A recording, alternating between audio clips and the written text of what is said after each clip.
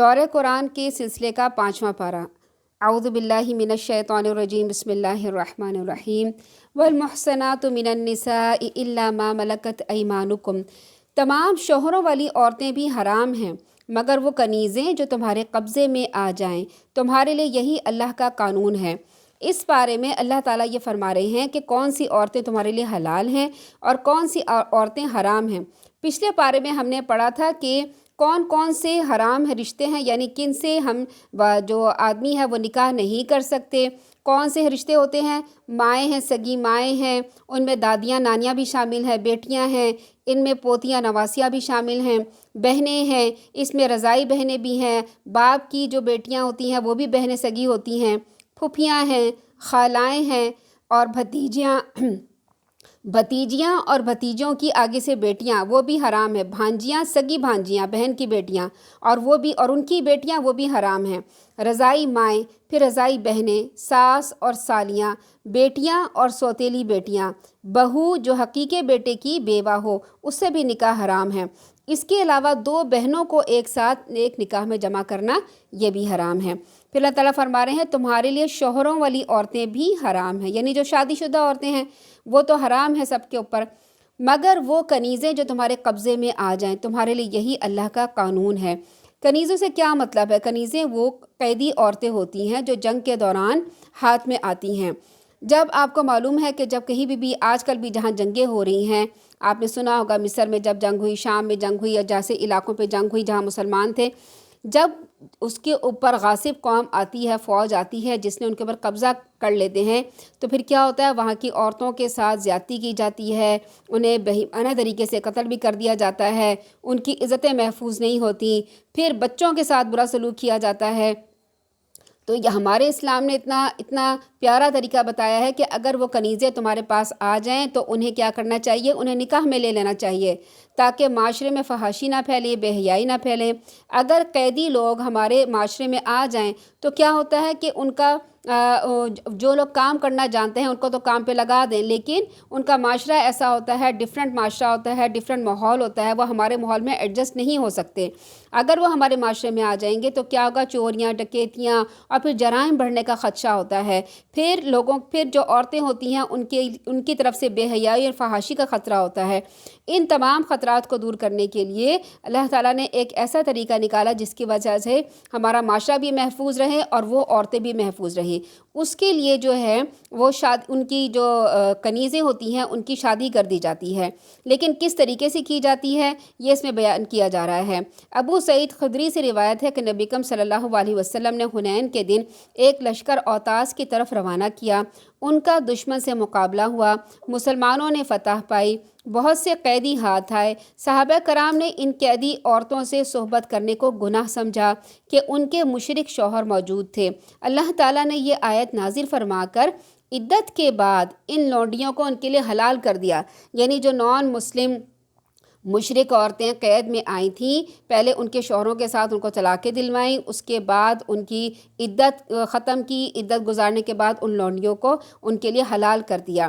اب کیوں ان کو طلاق دلوائے، کیوں نہیں شوہروں کے ساتھ بھیجا؟ کہ جب جنگ ہوتی ہے، کیونکہ جنگ ایک بہت خوفناک چیز ہوتی ہے، جب جنگ ہوتی ہے تو جو قیدی عورتیں ہاتھ آتی ہیں ان کے نکاح آٹومیٹک ٹوٹ جاتے ہیں اپنے شوہروں کے ساتھ، چاہے وہ مسلمان ہوں چاہے وہ مشرک ہوں۔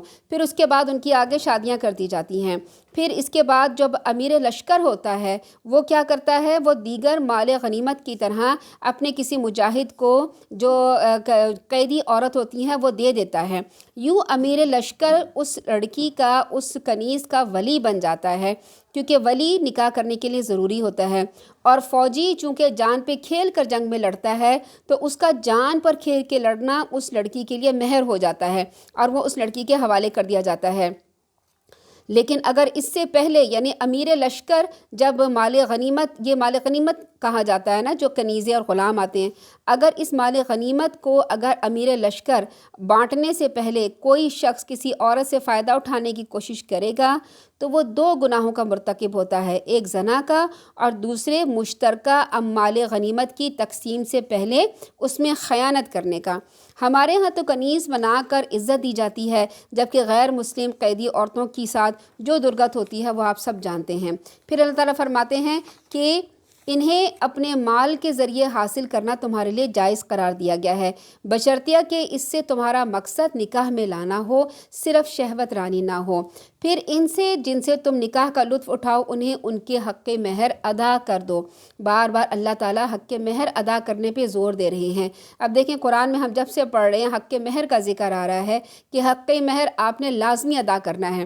ہمارے معاشرے میں کیا ہے کہ جہاں مہر کی بات آئی وہیں سب کے موڈ آف ہو جاتے ہیں، خاص کر مردوں کے اور کچھ عورتوں کے بھی، کہ بھئی مہر کی بات کیوں کی گئی ہے، مہر کس لیے لازمی ہے، ہم اتنا کچھ لڑکی کو دے رہے ہیں، باپ کہتے ہیں ہم اتنا لڑکی کو دے رہے ہیں، پھر ادھر سے بھی کہا جاتا ہے کہ ہم بری میں سب کچھ بنا رہے ہیں۔ مہر کی بات نہ کرو، مہر کی بات جو ہے وہ چپ چپاتے کر دو، اور مہر دینے کی ضرورت کیا ہے، اور دو بھی تو تھوڑا سا دو، اور اس کے لیے بہانہ کیا بنایا جاتا ہے کہ شرعی حق کے مہر دو۔ شرعی حق کے مہر 32 روپے کہیں پہ بھی نہیں لکھا ہوا۔ پچھلی پارے میں ہم نے پڑھا تھا کہ اللہ کے رسول صلی اللہ علیہ وسلم نے اچھا خاصا مہر اپنے زوجہ مطہرات کو دیا تھا۔ تو مہر کے بارے میں اللہ تعالیٰ فرما رہے ہیں کہ تم مہر ان کے مقررہ حق کے مہر ادا کرو، اور یہ اللہ تعالیٰ فرما رہے ہیں تو حق کے مہر خوشی سے ادا کرنا چاہیے۔ اب مہر کا بار بار ذکر ہے، اللہ تعالیٰ فرما رہے ہیں۔ اب ہمارے اس بارے میں آپ دیکھ لیں جو ہم پڑھتے آ رہے ہیں، اس میں نہ کسی شادی کے معاملے میں نہ اپٹن کا ذکر ہے، نہ مائیوں کا ذکر ہے، نہ مہندی کا ذکر ہے، نہ بارات کا ذکر ہے، صرف مہر کا ذکر ہے، کیونکہ یہ فرض ہے۔ ہاں اگر مہر مقرر ہو جانے کے بعد زوجین یعنی میاں بیوی آپس کی رضامندی سے کچھ سمجھوتا کر لے، یعنی اتنا ہم زیادہ لیں گے، اتنا ہم کم لیں گے، یا اتنا میں بعد میں لے لوں گی، تو آپس میں اگر رضامندی کر لینا مہر کے بارے میں تو پھر تم پہ کچھ گناہ نہیں ہے۔ اللہ تعالیٰ یقیناً سب کچھ جاننے والا اور حکمت والا ہے۔ جو شخص کسی آزاد عورت کو نکاح میں لانے کی قدرت نہ رکھے وہ کسی مومنہ کنیز سے نکاح کر لے جو تمہارے قبضے میں ہوں۔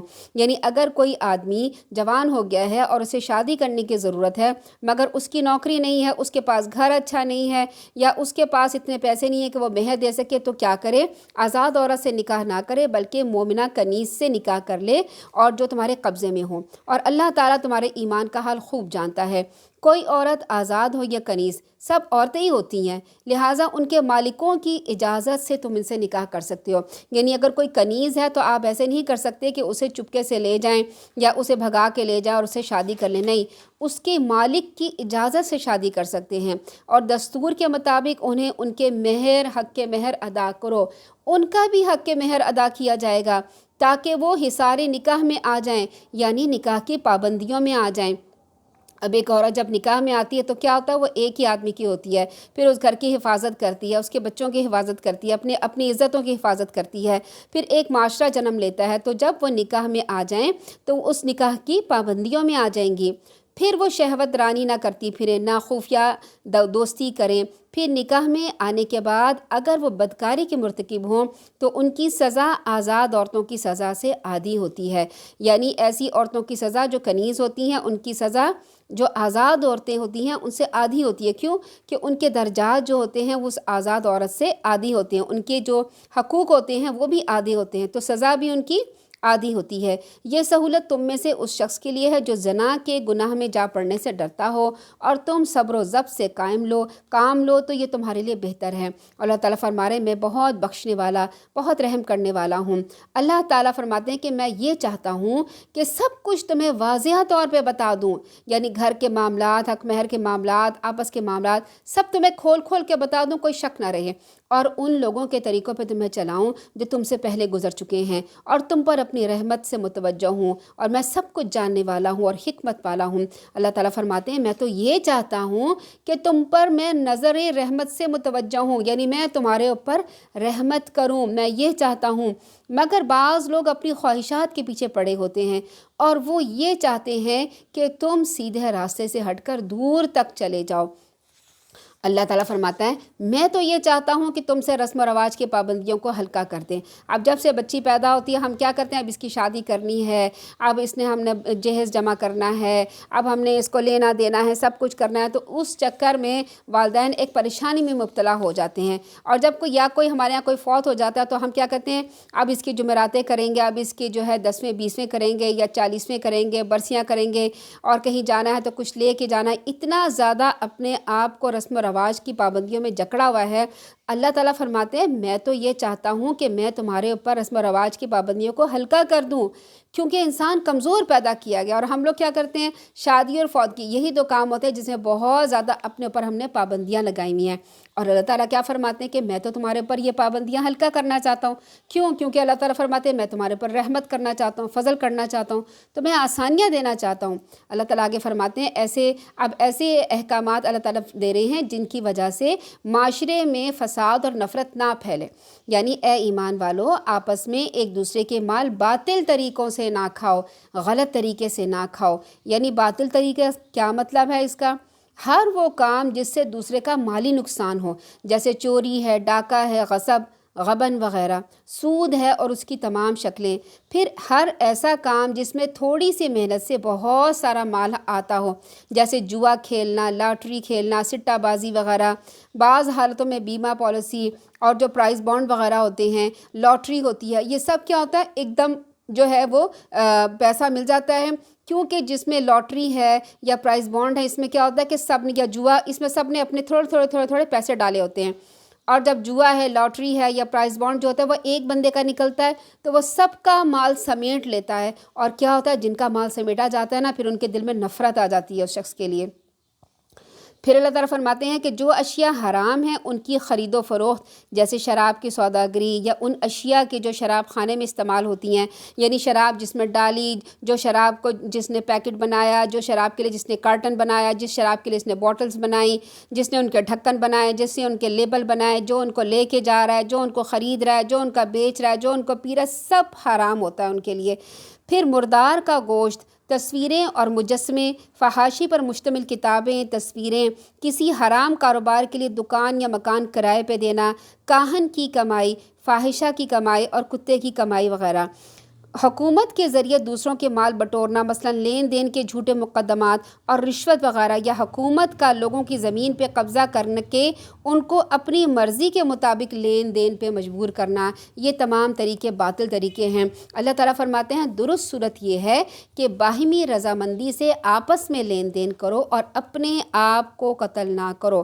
اپنے آپ کو قتل نہ کرو کیا مطلب ہے؟ یعنی اپنے آپ کو ہلاکت میں نہ ڈالو۔ بلا شبہ اللہ تم پر نہایت مہربان ہے۔ جو شخص اجراء ظلم زیادتی ایسے کام کرے گا ہم جلد ہی اسے دوزخ میں ڈال دیں گے۔ اور اللہ تعالیٰ فرماتے ہیں میرے لیے تو یہ بہت آسان ہے کہ میں اسے دوزخ میں ڈال دوں۔ پھر اللہ تعالیٰ فرماتے ہیں جن بڑے بڑے گناہ کے کاموں سے تمہیں منع کیا گیا ہے اگر تم ان سے بچتے رہے تو ہم تمہاری چھوٹی موٹی برائیوں کو تم سے ویسے ہی معاف کر دیں گے۔ مثلا بڑے بڑے گناہ کیا ہیں؟ احادیث میں جن کبیرہ گناہوں کا ذکر آتا ہے وہ یہ ہیں۔ سیدنا ابو ہریرہ رضی اللہ تعالیٰ عنہ کہتے ہیں کہ آپ صلی اللہ علیہ وسلم نے فرمایا 7 ہلاک کرنے والے گناہوں سے بچو۔ صحابہ نے پوچھا یا رسول اللہ صلی اللہ علیہ وسلم وہ کون کون سے گناہ ہیں؟ آپ نے فرمایا شرک باللہ، یعنی اللہ کے ساتھ شریک ٹھہرانا، جادو ٹونا کرنا۔ جادو ٹونا کرنا بالکل حرام ہے، جو بھی یہ کرے گا وہ جنت میں کبھی نہیں جائے گا، وہ کبیرہ گناہ ہے۔ ایسی جان کو ناحق قتل کرنا جسے اللہ نے حرام قرار دیا ہے، سود کھانا، یتیم کا مال کھانا، میدان جنگ سے فرار، پاک باز بھولی بھالی مومن عورتوں پر تہمت لگانا۔ اگر تم ان سے بچتے رہے تو میں تمہاری چھوٹی موٹی برائیوں کو تم سے ویسے ہی معاف کر دوں گا۔ جب ہم وضو کرتے ہیں تو کیا ہوتا ہے؟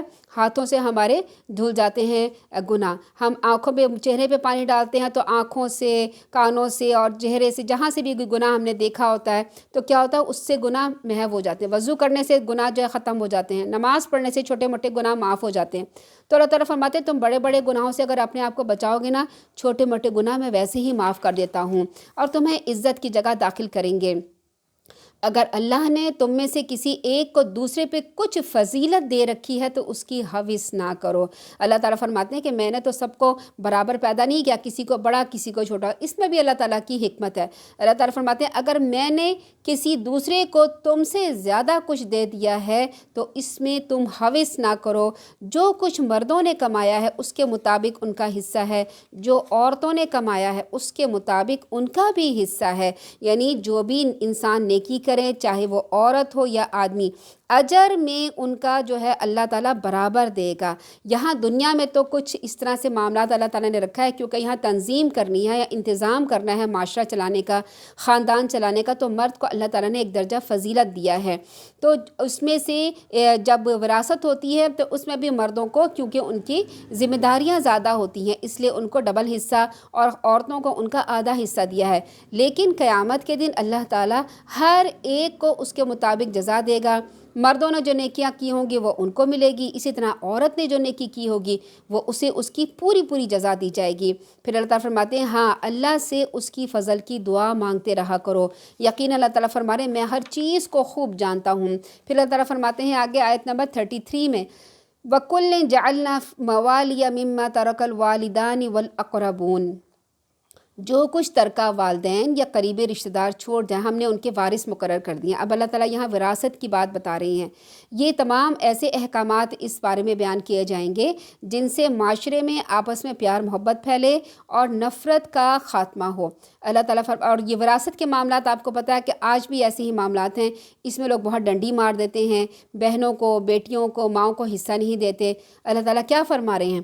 جو کچھ ترکہ والدین یا قریبی رشتہ دار چھوڑ جائیں ہم نے اس کے وارث مقرر کر دیے ہیں، اور وہ لوگ بھی جن سے تم نے عقد موالات باندھ رکھا ہے۔ عقد موالات کیا ہوتا ہے؟ موالی کا مطلب ہوتا ہے وارث، یعنی جب مہاجرین اسلام کے شروع میں جب مدینہ آئے تھے تو مہاجروں کو انصاری بھائیوں نے اپنا بھائی بنا لیا تھا، اور اس وقت کیا تھا کہ انصاری بھائی کی جو جائیداد تھی اس میں انہوں نے ان کو وراثت کا بھی حصہ دیا تھا۔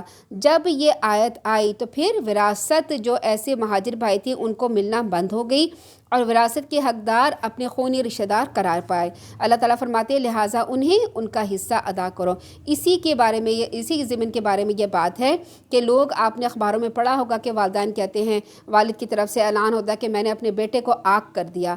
تو آنکھ کرنا ہمارے مذہب میں نہیں ہوتا، کیونکہ اللہ تعالیٰ نے خونی رشتہ داروں کو ان کا حق دیا ہوا ہے۔ اللہ تعالیٰ فرماتے ہیں یقیناً اللہ تعالیٰ ہر چیز پر حاضر و ناظر ہے۔ مرد عورتوں کے معاملات کے ذمہ دار ہیں اور منتظم ہیں، اس لیے کہ اللہ نے ایک کو دوسرے پر فضیلت دے رکھی ہے۔ اگر فضیلت نہ ہوتی تو پھر کیا ہوتا کہ سب ایک دوسرے کی بات نہ مانتے، ہر کہتے میں ہی اس گھر کو چلانے والا ہوں، میں ہی منتظم کرنے والا ہوں، انتظام کرنے والا ہوں، تو پھر گھر کا نظام الٹ پلٹ ہو جاتا۔ اس لیے اللہ تعالیٰ نے ایک کو دوسرے پر فضیلت دی ہے تاکہ گھر کے نظام چلتے رہیں، اور اس لیے بھی کہ وہ اپنے مال خرچ کرتے ہیں، کیونکہ آدمی لوگ نوکریاں کرتے ہیں، باہر جاتے ہیں اور مزدوری کرتے ہیں، اور وہ اپنے گھر میں لا کے خرچ کرتے ہیں، اس لیے اللہ تعالیٰ نے ان کو فضیلت دی ہے۔ لہٰذا نیک عورتیں وہ ہیں جو شوہروں کی فرما بردار۔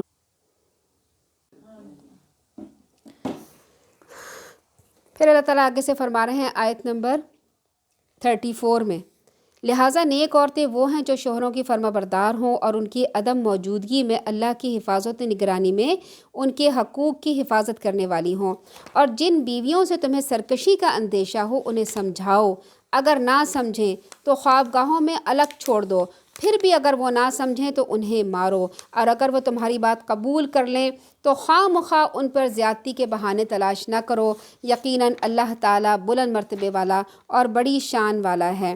یہاں اچھی بیوی کی صفات بیان کی گئی ہیں۔ اس مختصر سی حدیث میں رسول اللہ صلی اللہ علیہ وسلم نے ایک اچھی بیوی کی 4 صفات بیان کی ہیں۔ یعنی کیا حدیث ہے؟ بہترین بیوی وہ ہے جب تم اسے دیکھو تو تمہارا جی خوش ہو جائے، جب اسے کسی بات کا حکم دو تو وہ تمہاری اطاعت کرے، جب تم گھر میں موجود نہ ہو تو وہ تمہارے پیچھے تمہارے مال کی اور اپنے نفس کی حفاظت کرے۔ تو اچھی بیوی کی خصوصیات اس میں یہ بیان کی گئی ہیں۔ تو 2 تو شوہر کی موجودگی سے تعلق رکھتی ہیں اور 2 عدم موجودگی سے۔ موجودگی سے متعلق یہ ہے کہ جب شوہر گھر میں ہو یا باہر سے کام کاج کے بعد آئے، شام کو گھر آئے تو اس کی بیوی خندہ پیشانی سے اس کا استقبال کرے، اس کا جسم اور اس کے کپڑے صاف ستھرے ہوں، وہ خاوند کا دل موہ لے اور خاوند اسے دیکھ کر خوش ہو جائے۔ دوسری یہ کہ خاوند اسے اگر کھانے پینے سے متعلق کوئی بات کہہ دے تو اسے فوراً لے آنا چاہیے، اور جب گھر میں نہ ہو تو کسی غیر مرد کو گھر میں داخل نہ ہونے دے، نہ ہی خود کسی غیر مرد سے آزادانہ ملے جلے یا اس سے گپے ماریں، باتیں کریں، نیز اپنے شوہر کے گھر کی امانت دار ہو، اس کے مال کو نہ فضول کاموں میں خرچ کرے، نہ ہی اس کی اجازت کے بغیر اللہ کی راہ میں خرچ کرے، الا یہ کہ اس کا اپنا مال ذاتی ہو، یعنی اپنا ذاتی مال ہو تو پھر جیسے چاہے خرچ کرے، نہ ہی چوری چھپے خاوند کے مال سے اپنے میکے والوں کو دینا شروع کر دے۔ مگر خاوند جب کوئی ایسا کام بتائے جو گناہ کا کام ہو اور اس میں اللہ تعالیٰ کی نافرمانی ہوتی ہو، تو اللہ کی گناہ کے مقابلے میں، یعنی اللہ کی نافرمانی کے مقابلے میں کسی کی اطاعت جائز نہیں ہے۔ مثلاً مرد اسے نماز کی ادائیگی سے روک دے، پردہ کرنے سے روک دے، یا شرک و بدعت کام والے پہ مجبور کرے، تو اس سے انکار کر دینا ضروری ہے، ورنہ گناہ گار ہوگی۔ سیدنا ابو ہریرہ کہتے ہیں کہ آپ صلی اللہ علیہ وسلم نے فرمایا، اگر عورت کا خاوند اس کے پاس موجود ہو اور تو وہ اس کی اجازت کے بغیر نفلی روزہ نہ رکھے۔ اس کے علاوہ یہاں پر ذکر کیا گیا ہے نشوز کا، کہ واللاتی تخافون نشوزہن، اگر تم ان کے نشوز سے ڈرتے ہو۔ نشوز کا کیا مطلب ہے؟ نشوز کا مطلب ہے ابھار کا، بلندی کا، اٹھان کا، خصوصاً جب کسی چیز میں یہ اٹھان تحریک اور ہیجان کا نتیجہ ہو۔ مثلاً عورت اپنے خاوند کو اپنے سے کمتر سمجھتی ہو، یا اس کی سربراہی کو اپنے لیے توہین سمجھتی ہو، اس کی اطاعت کی بجائے اس سے لڑائی جھگڑا کرتی ہو، خندہ پیشانی کی بجائے اس سے بد اخلاقی سے پیش آتی ہو اور سرکشی پہ اترتی ہو، خواہ مخواہ ان پر زیادتی کے بہانے تلاش نہ کرو۔ یقیناً اللہ تعالیٰ بلند مرتبے والا اور بڑی شان والا ہے۔ پھر یا بات بات پر ضد اور ہٹ دھرمی دکھاتی ہو، یا مرد پر ناجائز قسم کے تہمت لگاتی ہو، یہ باتیں نشوز کے معنی میں ہیں۔ ایسی عورتوں کے بارے میں اللہ تعالیٰ نے مردوں کو 3 قسم کے ترتیب وار قدم اٹھانے کی اجازت دی ہے۔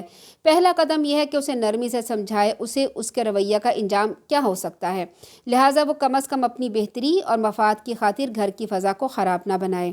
پھر اگر وہ خاوند کے سمجھانے بجھانے کا کچھ اثر قبول نہیں کرتی، تو خاوند اس سے الگ ہو کر کسی دوسرے کمرے میں سونا شروع کر دے اور اسے اپنے ساتھ نہ سلائے۔ اگر اس عورت میں کچھ بھی سمجھ بوجھ ہوگی اور اپنا برا بھلا سمجھنے سوچنے کی تمیز رکھتی ہوگی، تو اپنے خاوند کی اس ناراضگی اور سرد جنگ کو برداشت نہیں کر سکے گی۔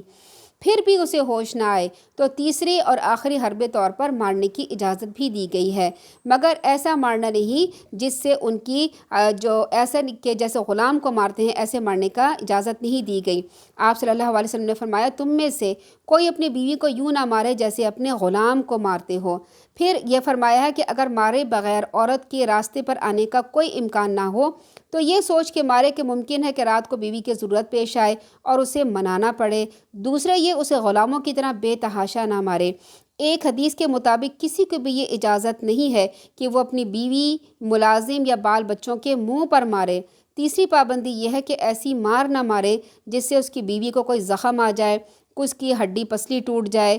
ان حدود اور قیود کے ساتھ خاوند کو ایسی اضطراری حالت میں بیوی کو مارنے کی اجازت دی گئی ہے۔ پھر اگر وہ باز آ جاتی ہے تو محض اس پر اپنا رعب دبدبہ قائم رکھنے کے لیے پچھلی باتیں یاد کر کے ان سے انتقام نہ لیں اور اس اجازت سے ناجائز فائدہ نہ اٹھائیں۔ اگر ایسا کرو گے تو اللہ تعالیٰ جو بلند مرتبہ اور تم پر پوری قدرت رکھتا ہے، تم سے اس کے جرم کا ضرور بدلہ لے گا۔ اللہ تعالیٰ آگے فرماتے ہیں آیت نمبر 35 میں، اگر تمہیں زوجین کے باہمی تعلقات بگڑ جانے کا خدشہ ہو، یعنی میاں بیوی میں اگر لڑائی چل رہی ہے، ٹسل چل رہی ہے، تو ایک ثالث مرد کے خاندان میں سے اور ایک عورت کے خاندان میں سے مقرر کر لو، مگر ایسا مقرر کرنا چاہیے جو ان دونوں کا اصلاح کرنا چاہتے ہوں، اور وہ جو مرد کا ثالث ہے وہ عورت کا بھی اصلاح کرنا چاہتا ہے، اور عورت کا بھی جو ہے وہ اسے دوستی، مطلب میاں بیوی کی دوستی کرانا چاہتا ہے۔ ایسا نہ ہو کہ وہ آپس میں لڑائی زیادہ کروانا چاہے، تو ایسے جو ہے انصاف پسند ثالث آدمی کی خاندان کی طرف سے اور انصاف پسند عورت کے خاندان کی طرف سے مقرر کر لو۔ اگر وہ دونوں یعنی میاں بیوی صلح کرنا چاہتے ہیں تو اللہ تعالیٰ ان میں موافقت پیدا کر دے گا۔ اللہ تعالیٰ سب کچھ جاننے والا اور باخبر ہے۔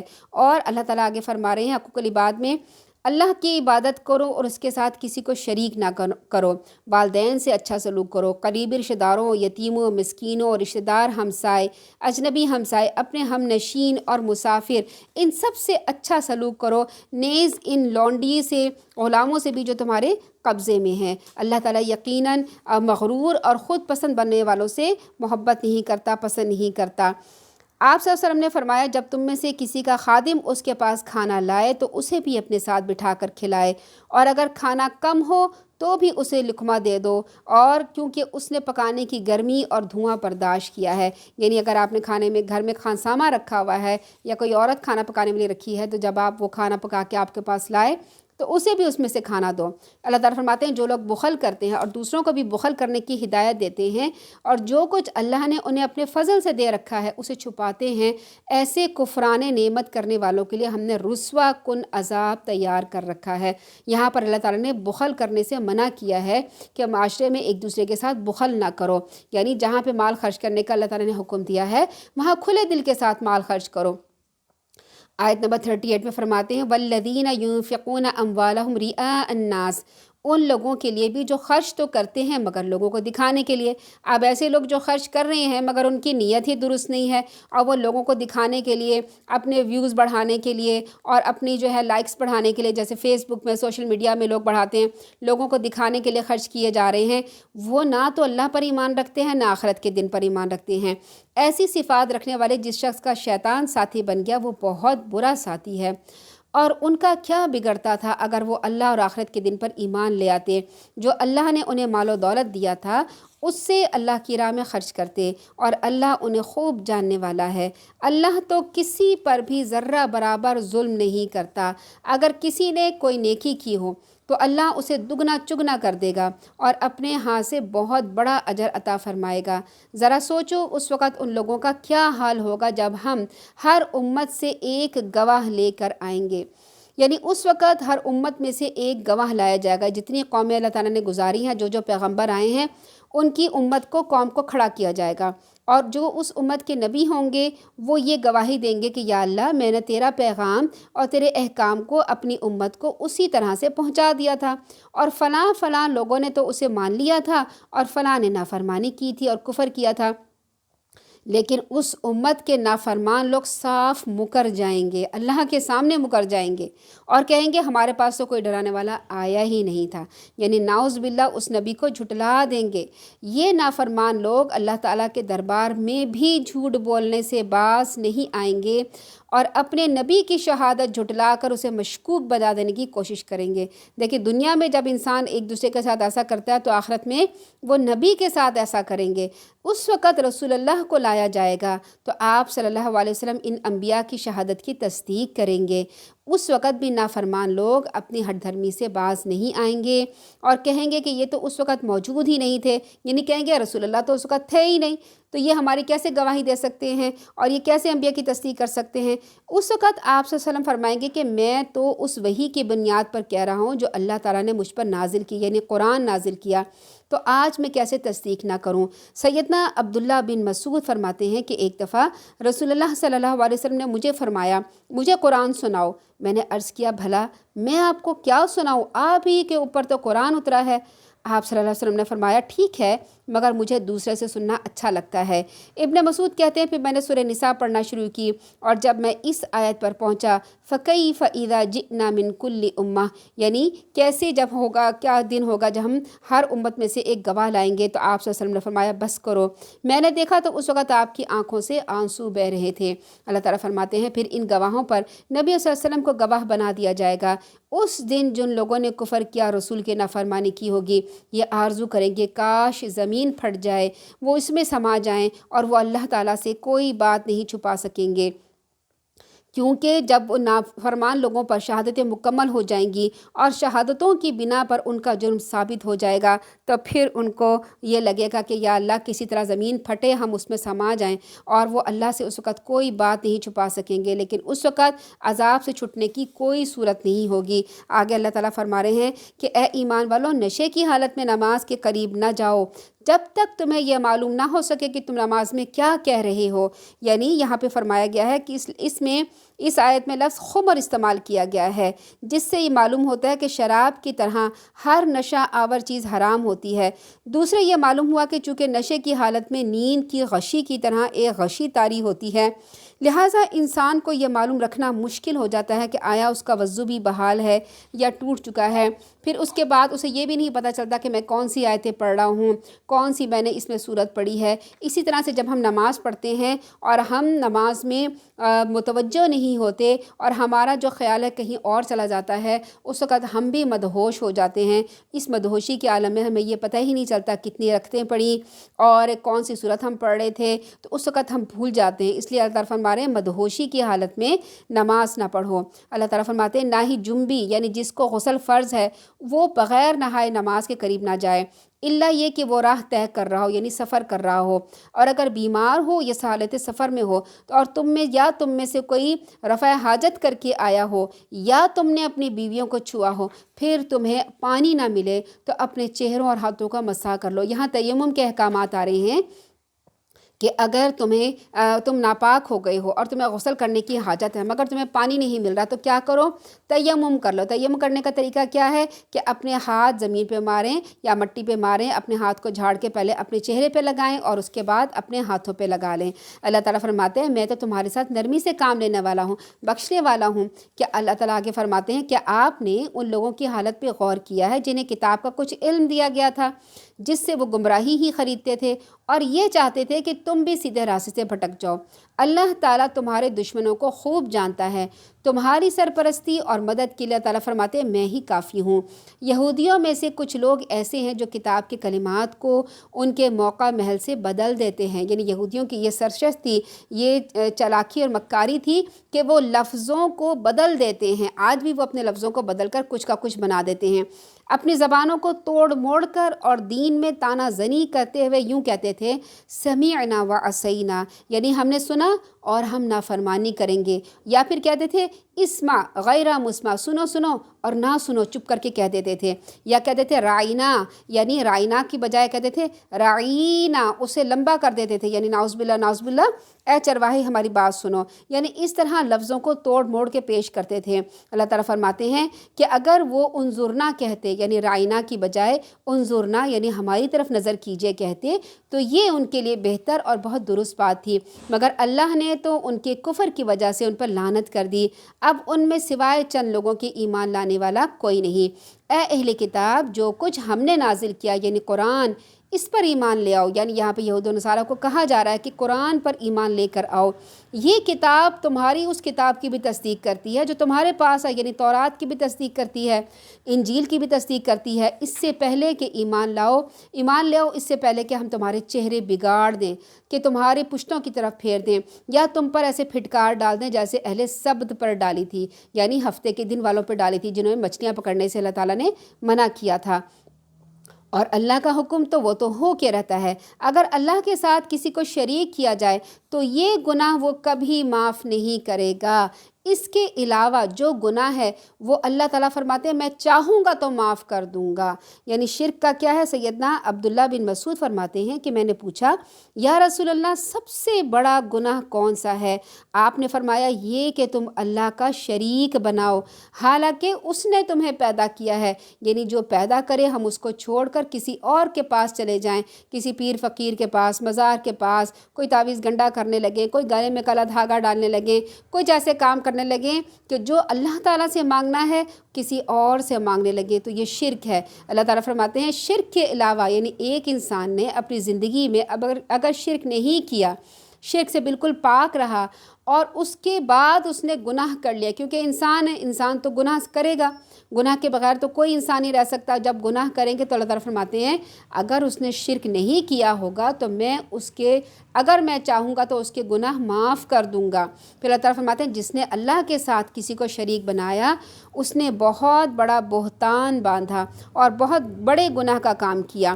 پھر اللہ تعالیٰ فرماتے ہیں کیا آپ نے ان لوگوں کی حالت پہ کبھی غور کیا ہے جو اپنی پاکیزگی نفس کی شیخی بھگارتے ہیں؟ یعنی کیا کہتے ہیں الم تری الی الذین یزکون انفسہم، اپنے آپ کی تعریفیں کرتے ہیں، اپنے آپ کی پاکی بیان کرتے ہیں۔ بعض لوگ کہتے ہیں نا کوئی کام کرتے ہیں کہتے ہیں یہ میں نے کام کیا، یہ میں نے اس میں یوں کہ اپنی تعریف خود کرتے ہیں، اللہ تعالیٰ نے اپنی تعریف اپنے میاں مٹھو بننے سے منع کیا ہے۔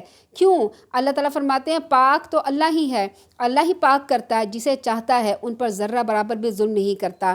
یعنی یہ لوگ جو ہیں اللہ تعالیٰ فرماتے ہیں، پھر ایک اور جگہ پہ قرآن میں اللہ تعالیٰ فرماتے ہیں اپنے آپ کو پاک مت کہو، پاکی مت بیان کرو، میں تمہیں جانتا ہوں کہ تم کیا ہو۔ تو ہمیں شیخی نہیں بگاڑنی چاہیے، اپنے منہ میاں مٹھو نہیں بننا چاہیے۔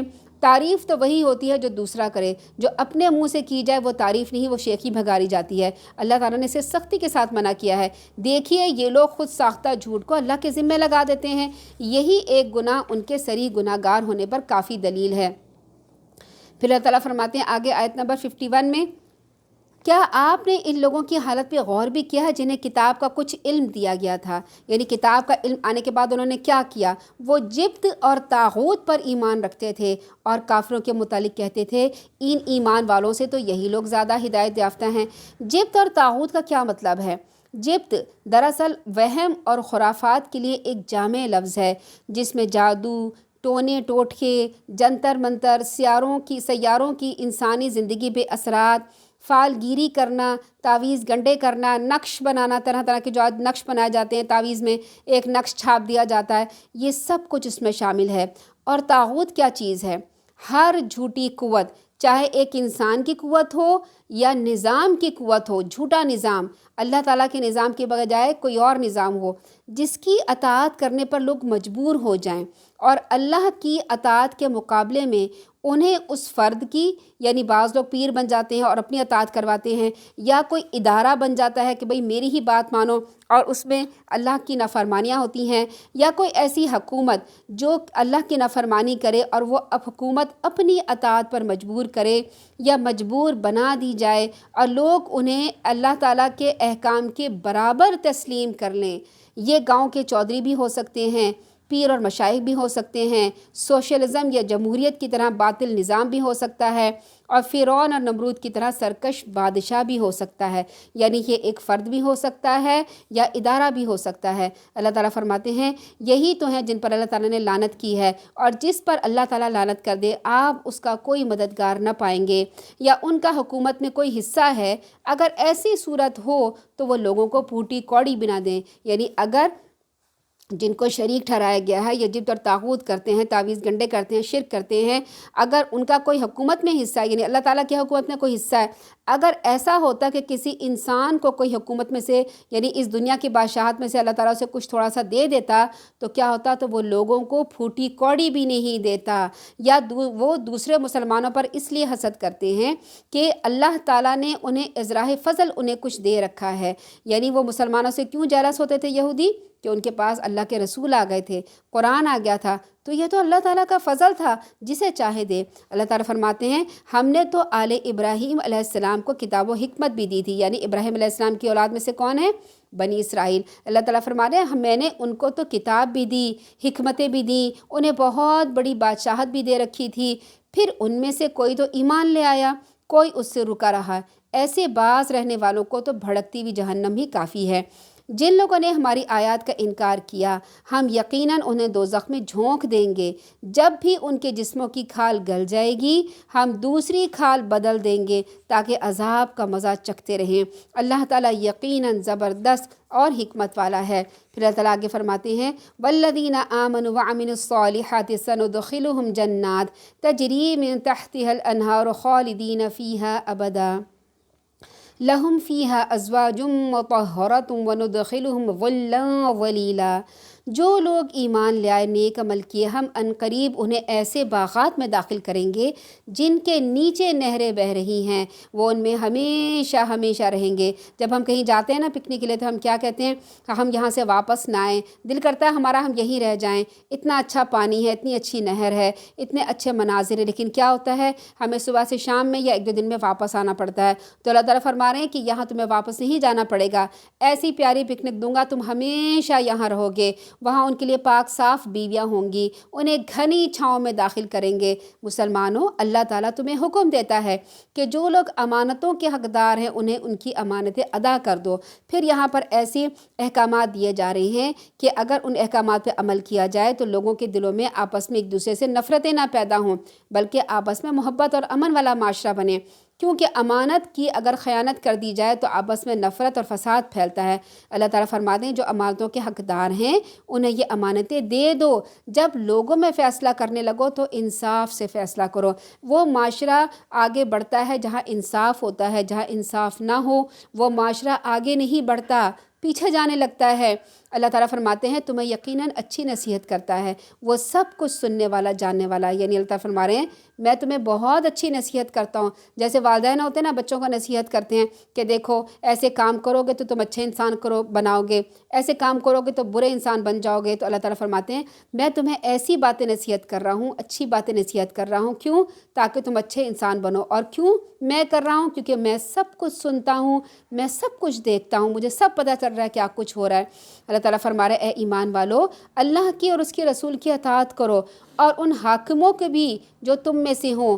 اگر کسی بات پر تمہارے درمیان میں جھگڑا پیدا ہو جائے تو اگر تم اللہ اور آخرت کے دن پر ایمان رکھتے ہو تو اس معاملے کو اس کے اللہ اور اس کے رسول کی طرف پھیر دو۔ یعنی کوئی ایسا جھگڑا ہو گیا ہے، کوئی ایسا تنازع ہو گیا ہے، کوئی ایسا قانون بن رہا ہے جو اللہ اور اس کے رسول کے خلاف ہے، یا مفتیان کرام یا مولوی یا کوئی بھی سیاسی لوگ ان کو سمجھ میں نہیں آ رہی کہ ہم جو یہ احکام یا جو قانون بنانے جا رہے ہیں آیا یہ قانون کے مطابق اللہ اور اس کے رسول کے مطابق ہے یا نہیں ہے، اور آپس میں لڑائی جھگڑا کر رہے ہیں کہ نہیں میں صحیح ہوں، دوسری پارٹی کہتی ہے میں صحیح ہوں۔ اللہ تعالیٰ فرما رہے ہیں لڑائی نہیں کرو، جھگڑا نہیں کرو، تم قرآن کی طرف آ جاؤ، تم رسول صلی اللہ علیہ وسلم کی سنت کی طرف آ جاؤ، وہاں دیکھو کہ اللہ اور اس کے رسول نے اس کے بارے میں کیا احکامات دیے ہیں، یہی طریقہ کار بہتر ہے اور انجام کے لحاظ سے اچھا ہے۔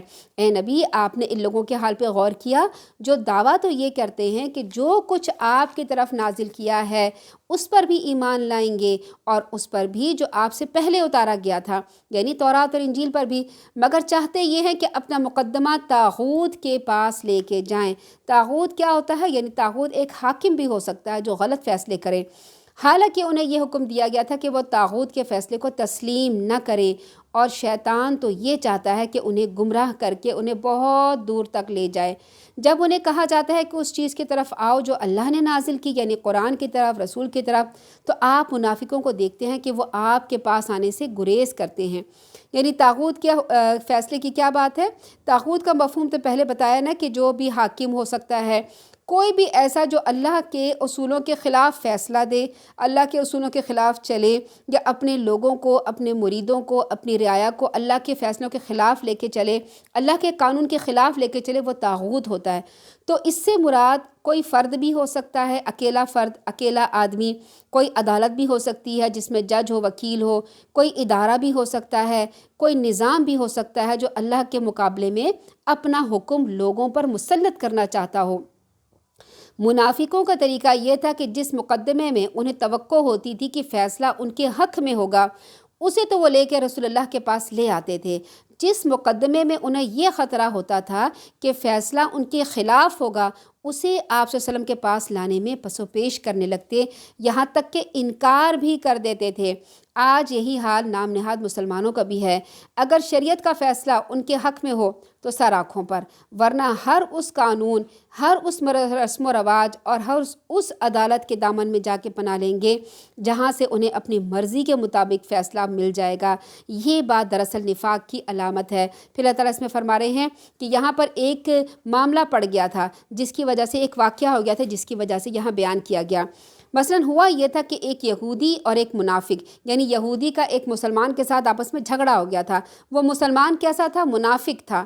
یہودی چونکہ حق پہ تھا، یعنی یہاں پر یہودی حق پہ تھا، اور اس نے منافق سے کہا کہ چلو اس کا فیصلہ تمہارے رسول سے کراتے ہیں۔ یعنی یہودیوں کا یہ ایمان تو ضرور تھا کہ نبی سچا فیصلہ کرتے ہیں، مگر منافق یعنی جو مسلمان تھا نا بظاہر، وہ کہنے لگا کہ نہیں کہیں اور چلتے ہیں، یعنی وہ نہیں جانا چاہتا۔ اسے پتہ تھا کہ رسول اللہ سچا فیصلہ کر دیں گے، اسے یہ بھی خطرہ تھا کہ آپ صلی اللہ علیہ وسلم سچ کا ساتھ دیں گے، فیصلہ میرے خلاف ہو جائے گا، لہٰذا وہ بہانے بنانے لگا، کہنے لگا یہ مقدمہ تمہارے سردار یعنی یہودیوں کے سردار کعب بن اشرف کے پاس لیے چلتے ہیں، یعنی یہودی کے سردار کے پاس چلتے ہیں، جہاں اس منافق کو توقع تھی کہ مکر اور فریب سے اور رشوت سے فیصلہ میرے حق میں ہو سکتا ہے، مگر یہودی یہ بات نہ مانا کیونکہ اسے بھی اپنے سردار کے کردار کا پتہ تھا، اور منافق چونکہ کھل کر یہ کہہ بھی نہیں سکتا تھا کہ میں رسول اللہ کے پاس نہیں جاؤں گا، اس لیے بالآخر یہی طے پایا کہ فیصلہ رسول اللہ سے کرایا جائے۔ آپ صلی اللہ علیہ وسلم نے فریقین کی بات سن کر یہودی کے حق میں فیصلہ کر دیا، کیونکہ یہودی سچ تھا اور سچا تھا، اور اللہ کے رسول صلی اللہ علیہ وسلم تو انصاف پسند تھے۔ انہوں نے یہودی کے حق میں فیصلہ کر دیا۔ منافق کہنے لگا چلو اب یہ مقدمہ سیدنا عمر کے پاس لے کے جاتے ہیں تاکہ وہ بھی ان کا بھی فیصلہ سن لیتے ہیں وہ کیا کہتے ہیں۔ سیدنا عمر رضی اللہ عنہ ان دنوں رسول اللہ کی اجازت سے اور ان کی نائب کی حیثیت سے مدینے میں مقدمات کے فیصلے کیے کرتے تھے، یعنی اللہ کے رسول نے انہیں اپنا نائب بنایا ہوا تھا۔ منافق کا یہ خیال تھا کہ چونکہ سیدنا عمر میں اسلامی حمیت بہت زیادہ، یعنی اسلام کو بہت پسند کرتے ہیں اور وہ نہیں چاہتے اسلام پہ کوئی بات آئے، لہٰذا ایسا وہ نہ میرے حق میں فیصلہ کر دیں گے۔ چنانچہ یہودی اور منافق دونوں سیدنا عمر کے ہاں جا کے اس مقدمے کا فیصلہ چاہا۔ پھر دونوں نے اپنے اپنے بیان دیے۔ یہودی نے اپنا فیصلہ دینے کے بعد یہ کہا ہم یہ مقدمات تمہارے نبی کے پاس لے گئے تھے، انہوں نے میرے حق میں فیصلہ دیا ہے۔ یہ سنتے ہی سیدنا عمر اندر گئے اور تلوار نکال کے لائے اور آتے ہی اس منافق کا سر قلم کر دیا اور فرمایا جو شخص نبی کے فیصلے کو تسلیم نہ کرے اس کے لیے میرے پاس یہی فیصلہ ہے۔ پھر کیا ہوا؟ پھر اللہ تعالیٰ فرماتے ہیں پھر اس وقت ان کا کیا حال ہوتا جب ان کے اپنے کرتوتوں کی بدولت ان پر کوئی مصیبت آتی۔ اب یہاں پر اس نے کرتوت کیا تھا، منافق نے جھوٹ بولا تھا، اس پہ مصیبت آ گئی، یعنی وہ قتل ہو گیا۔ پھر وہ آپ کے پاس اللہ کی قسمیں کھاتے ہوئے آتے ہیں، یعنی اس کے رشتہ دار اللہ کے رسول کے پاس آئے اور کہا کہ ہمارا ارادہ تو بھلائی اور باہمی موافقت کے سوا کچھ نہ تھا۔ ایسے لوگوں کے دلوں میں جو کچھ ہوتا ہے اللہ اسے خوب جانتا ہے۔ یعنی منافق کے قتل کے بعد اس کے وارث رسول اللہ کے پاس آئے اور سیدنا عمر سے قصاص کا مطالبہ کیا، یعنی سیدنا عمر کو ہم قتل کریں گے نعوذ باللہ، کیونکہ اس نے ہمارے آدمی کو قتل کر دیا۔ اور مقدمے کی بنیاد یہ بنائی کہ ہمارا ارادہ آپ صلی اللہ علیہ وسلم کے فیصلے کے خلاف نہیں تھا۔ اب یہ جھوٹ بنائیں گے، بہانے اور ٹیڑھی میڑھی ایسی باتیں کریں گے اپنے فیور کے لیے۔ انہوں نے کہا کہ اس کا ارادہ آپ صلی اللہ علیہ وسلم کے فیصلے کے خلاف نہیں تھا، بلکہ یہ تھا کہ سیدنا عمر ان دونوں کے درمیان صلح کرا دیں، سمجھوتا کرا دیں۔ اپنے اس بیان پر اللہ کی قسمیں کھانے لگے کہ ہمارا یہی مقصد تھا۔ تو اللہ تعالیٰ نے فرمایا کہ یہ اللہ کے پاس قسمیں کھاتے ہوئے آتے ہیں کہ ہمارا تو کوئی ارادہ بھلائی اور باہمی موافقت کے سوا کچھ نہ تھا۔ ایسے لوگوں کے دلوں میں جو کچھ ہوتا ہے اللہ تعالیٰ سے خوب جانتا ہے۔ آپ ان سے اعراض کیجئے، نصیحت کیجئے، ایسی بات کیجئے جو ان کے دلوں میں اتر جائے۔ مگر اللہ تعالیٰ نے منافق کے وارثوں کی اس چال کو آپ صلی اللہ علیہ وسلم کو اطلاع دے دی تھی۔ اس طرح اللہ تعالیٰ نے قصاص کے مقدموں میں یہ آیت نازل فرما کر خارج کر دیا کہ جو لوگ اپنی مالی اور جانی مقدمات اللہ کے رسول کو دل و جان سے حکم سے تسلیم نہیں کرتے، فی الحقیقت وہ مومن ہی نہیں ہیں۔ یعنی اللہ اور اس کے رسول جو بات کہہ دیں، جو حکم کر دیں اور اس کو نہ مانے تو وہ کیا ہے، انسان مومن نہیں ہے۔ لہٰذا قصاص کا یہاں سوال ہی پیدا نہیں ہوتا۔ سیدنا عمر کے اس فیصلے پر رسول اللہ نے انہیں فاروق کا لقب عطا فرمایا تھا۔ پھر اللہ تعالیٰ آگے فرما رہے ہیں ہم نے جو رسول بھی بھیجا اس لیے بھیجا کہ اللہ کے حکم کی بنا پر اس کی اطاعت کی جائے۔ جب انہوں نے اپنے آپ پہ ظلم کر لیا تھا تو اگر وہ اس وقت آپ صلی اللہ علیہ وسلم کے پاس آ جاتے اور اللہ سے بخشش طلب کرتے اور رسول بھی ان کے لیے بخشش طلب کرتے تو اللہ تعالیٰ یقیناً توبہ قبول کرنے والا، رحم کرنے والا ہے۔ اے محمد صلی اللہ علیہ وسلم تمہارے رب کی قسم یہ لوگ اس وقت تک مومن نہیں ہو سکتے جب تک اپنے جھگڑوں میں آپ صلی اللہ علیہ وسلم کو حکم یعنی فیصلہ کرنے والا تسلیم نہ کر لیں، پھر آپ جو فیصلہ کریں اس کے متعلق ان کے دلوں میں کوئی گھٹن نہ ہو اور اس فیصلے پر پوری طرح سے تسلیم خم کر دیں۔ یعنی اللہ کے رسول جب کوئی فیصلہ کریں تو اس فیصلے کو پورا ماننا چاہیے۔ پھر آگے اللہ تعالیٰ فرما رہے ہیں اور اگر ہم ان پر واجب کر دیتے کہ وہ اپنے آپ کو قتل کریں، یعنی منافقین جو ہے وہ رسول اللہ کے فیصلے کو تو قبول نہیں کرتے اور اللہ تعالیٰ فرما رہے ہیں کہ بھائی تم اللہ کے رسول کے فیصلے کو قبول کرو۔ ابھی تو ہم نے، اللہ تعالیٰ فرماتے ہیں میں نے تو ابھی تم لوگوں کے اوپر اتنی سخت احکامات نہیں ڈالے کہ جیسے اگر میں واجب کر دیتا کہ وہ اپنے آپ کو قتل کریں یا اپنے گھروں سے نکل جائیں، یعنی اپنے گھروں کو چھوڑ کے چلے جائیں، ہجرت کر دیں، تو سوائے چند آدمیوں کے ان میں سے کوئی بھی ایسا نہیں کرتا۔ اگر وہی کچھ کر لیتے جو انہیں نصیحت کی جاتی ہے، یعنی آسان باتیں اللہ تعالیٰ نے فرمائی کہ اللہ اور اس کے رسول کے احکامات کو مان لو، جو وہ عدل کرے وہ اس کو مان لو۔ ابھی تو اللہ تعالیٰ فرماتے ہیں کہ میں نے تمہیں سخت احکامات دیے ہی نہیں تھے، اگر یہ جو آسان احکامات دیے تھے ان پر عمل کر لیتے اور جو نصیحت کی جاتی تھی تو یہ بات ان کے حق میں بہت بہتر تھی اور زیادہ ثابت قدمی کا باعث بنتی۔ اس صورتحال میں ہمیں انہیں اپنے ہاں سے بہت بڑا اجر بھی دیتے، انہیں سیدھی راہ پہ بھی چلائے رکھتے۔ جو شخص اللہ اور اس کے رسول کی اطاعت کرتا ہے ایسے لوگوں ان لوگوں کے ساتھ ہوں گے جن پر اللہ تعالیٰ نے انعام کیا، یعنی انبیاء، صدیقین، شہیدوں اور صالحین کے ساتھ، اور رفیق ہونے کے لحاظ سے یہ لوگ کتنے اچھے ہیں۔ یعنی رفاقت کا کیا مطلب ہے؟ ہر وقت ساتھ رہنا۔ آپ صلی اللہ علیہ وسلم کی رفاقت کیسی ہوگی؟ سیدنا انس بن مالک سے روایت ہے کہ ایک دفعہ میں اور رسول اللہ مسجد سے نکل رہے تھے، دروازے پہ ہمیں ایک آدمی ملا، کہنے لگا یا رسول اللہ قیامت کب آئے گی؟ آپ صلی اللہ علیہ وسلم نے اس سے پوچھا کیا تو نے قیامت کے لیے کچھ تیاری کر رکھی ہے؟ وہ کچھ جھیپ سا گیا، کہنے لگا یا رسول اللہ میں نے نہ کچھ لمبے چوڑے روزے رکھے، نہ نماز ہے نہ صدقہ، یعنی نفلی نماز اور صدقہ نہیں ہے، البتہ یہ بات ضرور ہے کہ میں اللہ اور اس کے رسول سے محبت رکھتا ہوں۔ تو فرمایا قیامت کے دن اسی کے ساتھ ہوگے جس سے محبت کی جاتی ہے۔ یعنی جو اللہ کا احکام مانیں گے، اللہ کے رسول کے احکام مانیں گے، اللہ تعالیٰ اس شخص کو انبیاء، صدیقین، شہیدوں کے ساتھ ہوں گے اور اللہ کے رسول کا رفیق بنا دیں گے۔ ایسا ہی فضل اللہ تعالیٰ کی طرف سے ہوگا، اور حقیقت جاننے کے لیے اللہ تعالیٰ کا علیم ہونا کافی ہے، یعنی اللہ تعالیٰ کو سب کچھ علم ہے۔ پھر آگے اللہ تعالیٰ فرما رہے ہیں کہ جنگ کی تیاری کر رکھو، جنگ کے تیاری کے احکامات دیے جا رہے ہیں۔ اللہ تعالیٰ فرماتے ہیں اے ایمان والو اپنے بچاؤ کا سامان ہر وقت تیار رکھو، ہر وقت اپنا سامان، ہر وقت اپنا فوجی تیار رکھو، ہر وقت اسلحہ تیار رکھو، پھر خواہ الگ الگ دستوں کی شکل میں کوچ کرو یہ سب اکٹھے مل کے جاؤ۔ تم میں سے کوئی ایسا بھی ہے جو جان بوجھ کے پیچھے رہ جاتا ہے، پھر اگر تمہیں کوئی مصیبت پہنچ جائے تو کہتا ہے مجھ پر تو اللہ نے بہت احسان کیا، میں ان میں موجود نہ تھا۔ اگر تم پر اللہ کا فضل ہو جائے تو یوں بات کرتا ہے کہ جیسے تمہارے اس کے درمیان کوئی دوستی کا رشتہ تھا ہی نہیں، اور کہتا ہے کاش میں بھی ان کے ساتھ ہوتا۔ یعنی اگر کوئی جنگ میں جانا پڑتا اور جنگ میں جانے کے بعد اس کو جنگ میں لوگوں کو شہید ہو جاتے یا زخمی ہوتے تو کہتا ہے مجھ پہ تو اللہ تعالیٰ نے بڑا احسان کیا کہ میں گھر پہ ہی رہا تھا۔ اور اگر گھر پہ رہتا اور اگر مسلمانوں کو مال غنیمت مل جاتا تو کہتا ہے میں اور تمہاری تو بڑی پکی دوستی ہے، بڑی پکی رشتہ داری ہے، ایسی باتیں کرتا تھا۔ تو اللہ تعالیٰ فرماتے ہیں لہٰذا جن لوگوں نے آخرت کی دنیا کی زندگی کو بیچ دیا انہیں اللہ کی راہ میں لڑنا چاہیے۔ یعنی جہاد کی ترغیب، اہمیت اور فوائد بتائے جا رہے ہیں۔ سیدنا ابو موسیٰ اشعری سے روایت ہے ایک شخص رسول اللہ صلی اللہ علیہ وسلم کے پاس آیا، کہنے لگا کوئی شخص مال غنیمت کے لیے لڑتا ہے، کوئی شہرت اور ناموری کے لیے لڑتا ہے، کوئی اپنی بہادری دکھانے کے لیے لڑتا ہے، کوئی غصے اور قومی حمیت کی وجہ سے لڑتا ہے، ان میں سے کون اللہ کی راہ میں لڑتا ہے؟ آپ نے فرمایا اللہ کی راہ میں لڑنے والا صرف وہ ہے جس کا مقصد یہ ہے کہ اس سے اللہ کا کلمہ بلند ہو۔ اللہ تعالیٰ آگے فرماتے ہیں مسلمانوں تمہیں کیا ہو گیا ہے کہ تم اللہ کی راہ میں جہاد نہیں کرتے؟ اب اس حدیث کو ہم دیکھیں گے، اس میں کیا ہے کہ مال غنیمت کے لیے لڑنا اور شہرت اور ناموری، آج کل کے دور میں لوگوں کے اوپر کیا مرض ہے؟ شہرت اور ناموری کا مرض ہے کہ کسی طرح سے ہم سوشل میڈیا پہ ہائی ہو جائیں، ہمارے ویوز بہت زیادہ آ جائیں، ہمیں لائکس بہت مل جائیں، ہمیں پیسے ملنے لگیں، اور ہم جو ہے نا شہرت حاصل اس شہرت حاصل کرنے کے لیے چاہے وہ بدنام ہی ہو جائیں، چاہے بدنامی ہی ان کے حصے میں آئے، مگر ان کو صرف شہرت چاہیے۔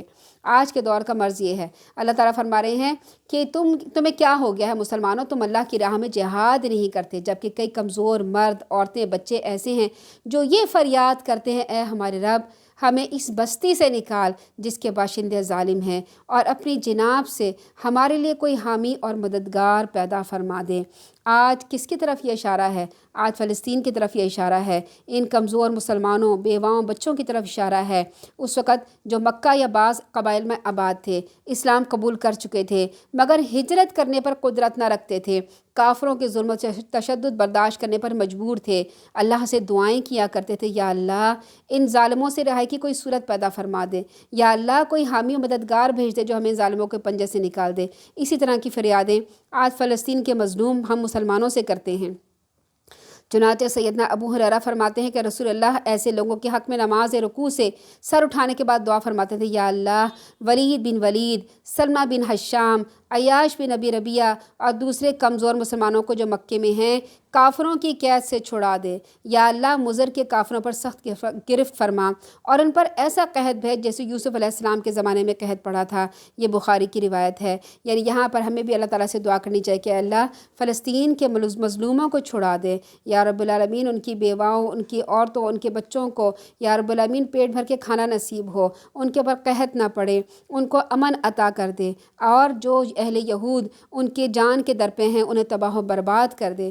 آمین ثم آمین۔ پھر اللہ تعالیٰ فرماتے ہیں جو لوگ ایمان لائے وہ تو اللہ کی راہ میں جنگ کرتے ہیں، اور جو کافر ہیں وہ طاغوت کی راہ میں جنگ کرتے ہیں۔ یعنی جب ایک مسلمان کی جنگ کافروں سے ہو رہی ہو تو مسلمان کے دل میں ہوتا ہے کہ مجھے اگر میں فوت ہو گیا تو میں شہید ہو جاؤں گا، اگر میں زخمی ہو گیا تو غازی بن کے لوٹوں گا، دونوں حالت میں اس کو فائدہ ہے۔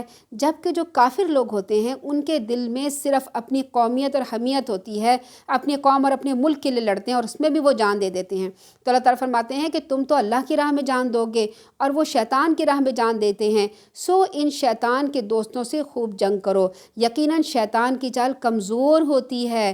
کیا آپ صلی اللہ علیہ وسلم نے ان لوگوں کے حال پہ غور نہیں کیا جنہیں کہا گیا تھا کہ ابھی جنگ سے ہاتھ روکے رکھو، ابھی صرف نماز قائم کرو، زکوٰۃ ادا کرتے رہو؟ یعنی مکہ میں جب تک تھے انہیں جنگ سے روک دیا گیا تھا، صرف نماز اور زکوٰۃ کا حکم دیا گیا تھا۔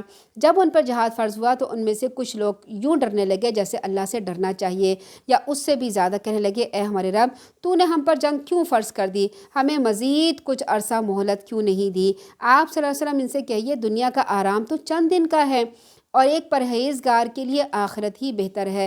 تم پر ذرہ برابر بھی ظلم نہیں کیا جائے گا، جہاں کہیں بھی تم ہو موت تمہیں آ ہی لے گی، خواہ تم مضبوط قلعوں میں محفوظ ہو جاؤ۔ یعنی اگر تم موت سے ڈر رہے ہو کہ تم جنگ میں جاؤ گے تو تم مر جاؤ گے، تو اللہ تعالیٰ فرما رہا ہے موت تو تمہیں آئے گی، ایسا تو نہیں ہو سکتا کہ تم نہ مرو۔ اب منافق جو اس دور میں تھے جنہوں نے اللہ کے رسول صلی اللہ علیہ وسلم کے ساتھ جا کے جنگ میں جہاد میں حصہ نہیں لیا، واپس آ گئے یا نکلتے نہیں تھے، تو کیا وہ آج تک زندہ ہیں؟ وہ بھی کچھ عرصے بعد وہ لوگ بھی فوت ہو گئے۔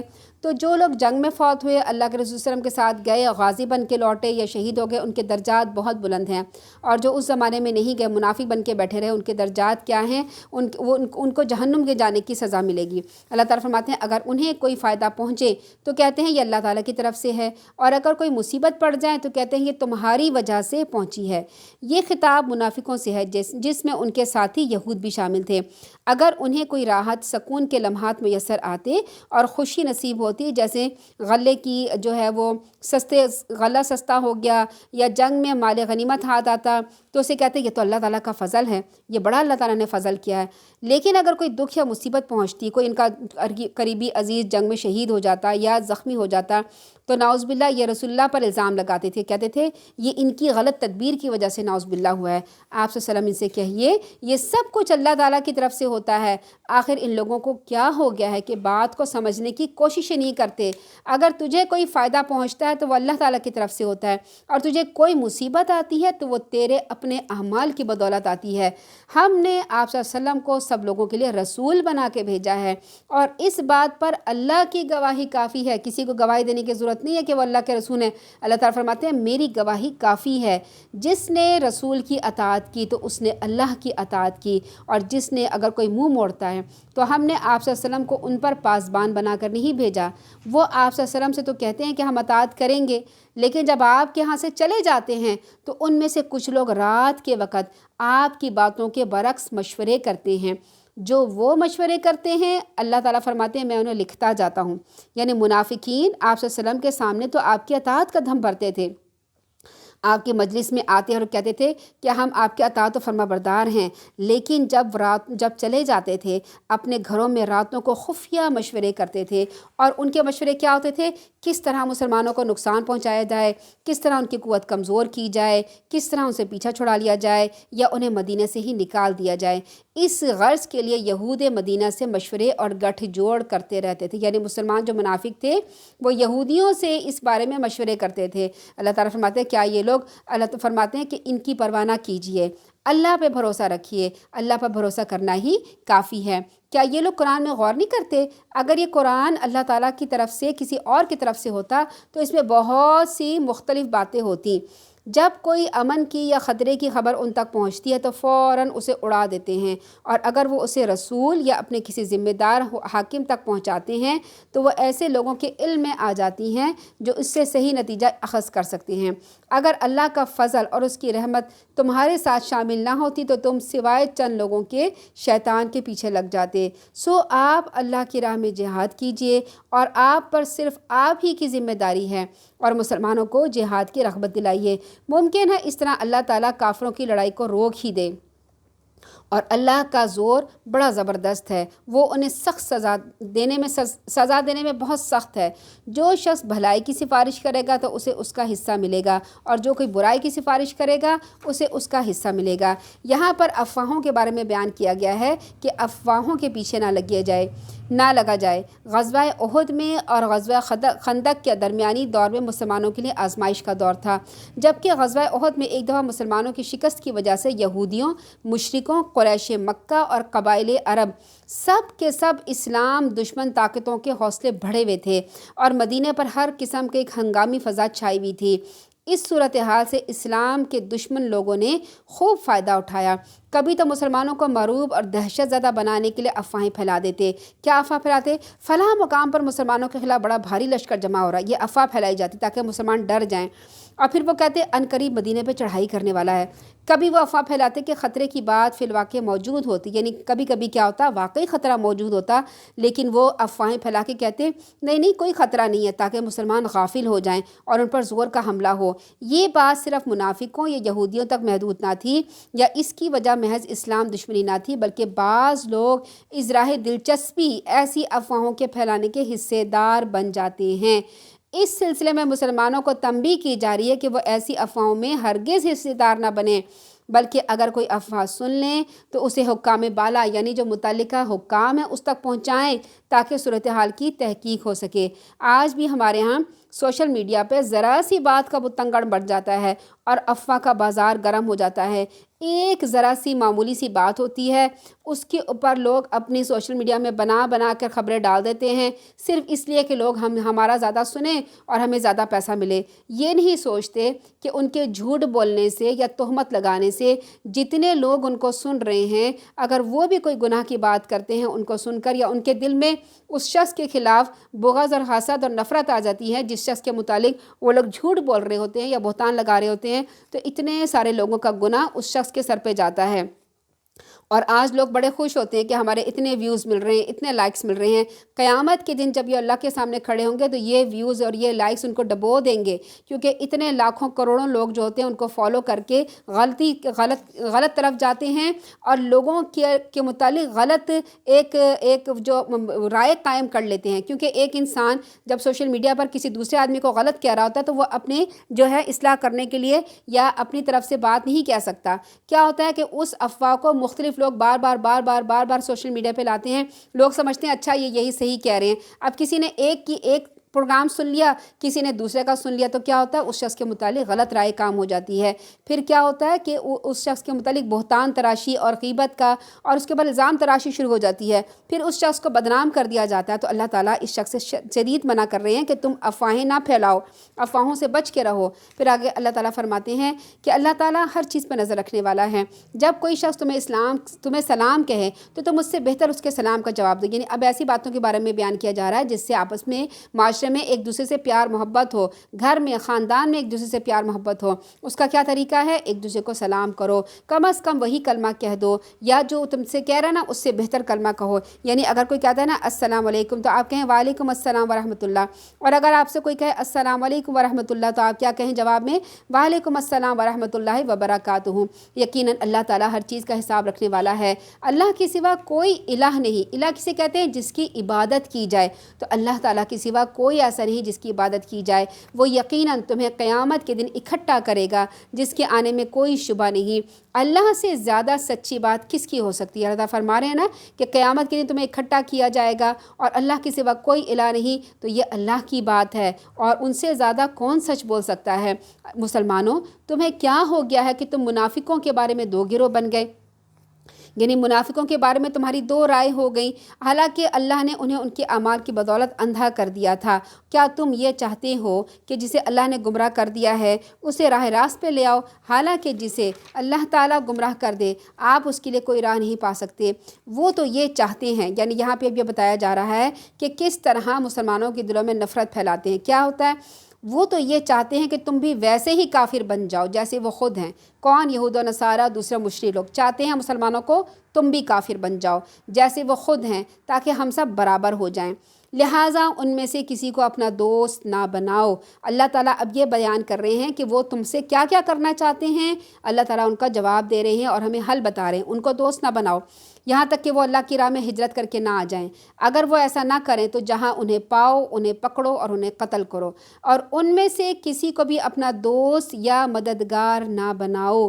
البتہ اس حکم سے وہ منافق مستثنیٰ ہیں جو ایسی قوم سے جا ملیں جن سے تمہارا معاہدہ ہو چکا۔ یعنی اب اگر منافق ایسی قوم میں چلے جائیں جس گورنمنٹ سے تمہاری گورنمنٹ نے معاہدہ کیا، وہاں پہ لڑائی نہیں کرنی، اب وہ منافق وہاں چلے گئے ہیں تو پھر کیا ہے، وہاں ان کو قتل نہیں کیا جائے گا۔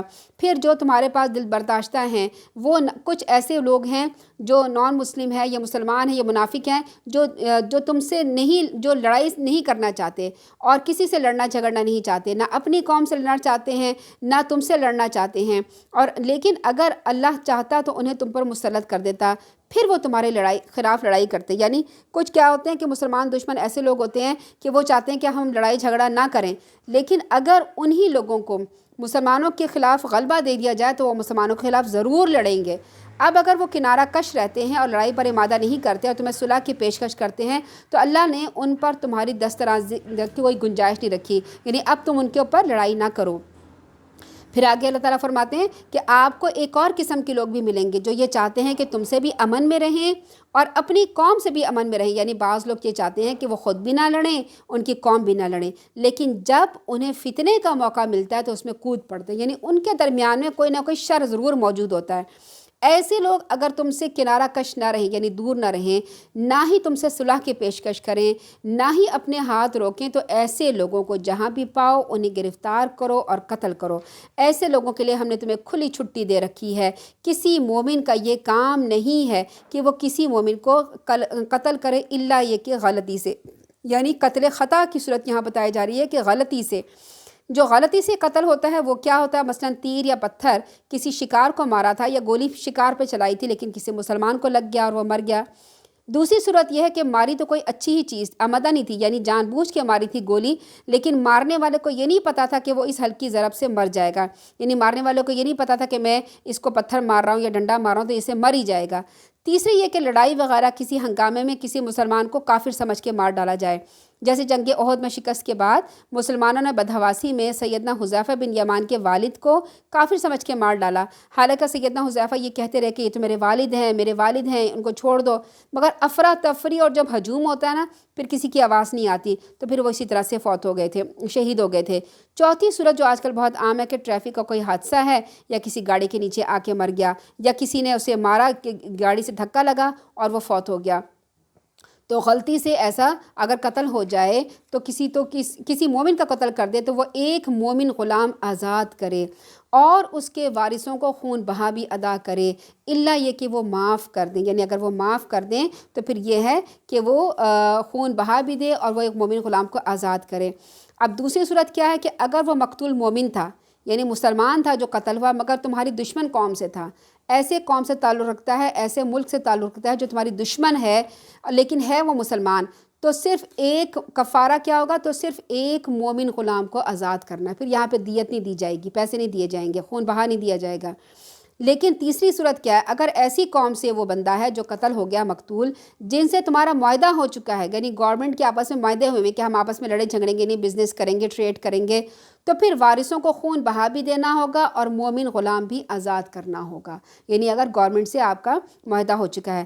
اور چوتھی صورت کیا ہے، اگر قاتل کو مومن غلام آزاد کرنے کی طاقت نہ ہو یا اسے غلام مل ہی نہ رہا ہو تو 2 ماہ کے لگاتار روزے رکھے، لگاتار روزے رکھنے ہوں گے، ایک بھی چھٹا نہیں، اگر ایک چھٹ گیا غلطی سے تو پھر دوبارہ نمبر 1 سے روزے رکھنے ہوں گے اس گناہ پر، کیونکہ اس کا گناہ بہت بڑا ہے۔ اللہ سے توبہ کرنے کا طریقہ یہی ہے، اللہ سب کچھ جاننے والا اور حکمت والا ہے۔ جو شخص کسی مومن کو جان بوجھ کے قتل کرے اس کی سزا جہنم ہے جس میں وہ ہمیشہ رہے گا، اس پر اللہ کا غضب ہوگا اور اس کی لعنت ہے، اور اللہ نے اس کے لیے بہت بڑا عذاب تیار کر رکھا ہے۔ یعنی قتل خطا کے کفارے کے مختلف صورتیں تو بیان کر دی گئیں، لیکن جان بوجھ کر کسی مومن کا قتل کرنا انتہائی شدید جرم ہے جس کا کفارہ دنیا میں ممکن نہیں۔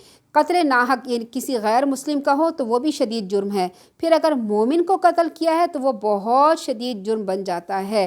پھر آگے اللہ تعالیٰ فرماتے ہیں اے ایمان والو، جب تم اللہ کی راہ میں سفر کرو، جہاد پر نکلو، تو اگر کوئی شخص تم سے سلام کہے تو اسے یہ نہ کہا کرو کہ تم مومن نہیں، یعنی اگر کوئی ڈر کے مارے کہہ دے کہ میں مسلمان ہوں اور لا الہ الا اللہ پڑھ لے، السلام علیکم کہے دو، تمہیں یہ نہیں کہنا چاہیے کہ اچھا تم تو جو ہے نا اس لیے کر رہے ہو کہ تمہاری جان بخشی کر دی جائے۔ اسی بنا پر ایک واقعہ ہے۔ سیدنا ابن عباس کہتے ہیں کہ ایک شخص تھوڑی سی بکریاں لیے ہوئے مسلمانوں کو ملا اور السلام علیکم کہا، مسلمانوں نے اسے بہانہ سمجھا اور مار ڈالا اور اس کی بکریاں لے لی۔ اسامہ بن زید رضی اللہ تعالیٰ عنہ نے اسے قتل کیا۔ اس وقت اللہ تعالیٰ نے یہ آیتیں اتاری۔ سیدنا اسامہ بن زید کہتے ہیں نبی اکرم صلی اللہ علیہ وسلم نے ہمیں حرقات قبیلہ جہینیہ کی طرف بھیجا، ہم نے صبح صبح ان پہ حملہ کیا، انہیں شکست دی۔ میں اور انصاری ان کے ایک آدمی سے ملے، جب ہم نے اس پر قابو پا لیا تو اس نے کہا لا الہ الا اللہ۔ اب انصاری تو اس سے رک گیا مگر میں نے نیزہ چلا دیا حتیٰ کہ وہ مر گیا۔ جب ہم واپس آئے تو یہ بات نبی اکرم صلی اللہ علیہ وسلم کو پہنچی۔ آپ نے مجھے کہا اسامہ کیا تو نے اسے لا الہ الا اللہ کہنے کے بعد قتل کیا تھا؟ میں نے کہا یا رسول اللہ اس نے پناہ لینے کے لیے یہ بات کہا تھی، اس نے اپنی جان بچانے کے لیے یہ کہا تھا۔ آپ نے فرمایا کیا تو نے اسے لا الہ الا اللہ کہنے کے بعد قتل کیا؟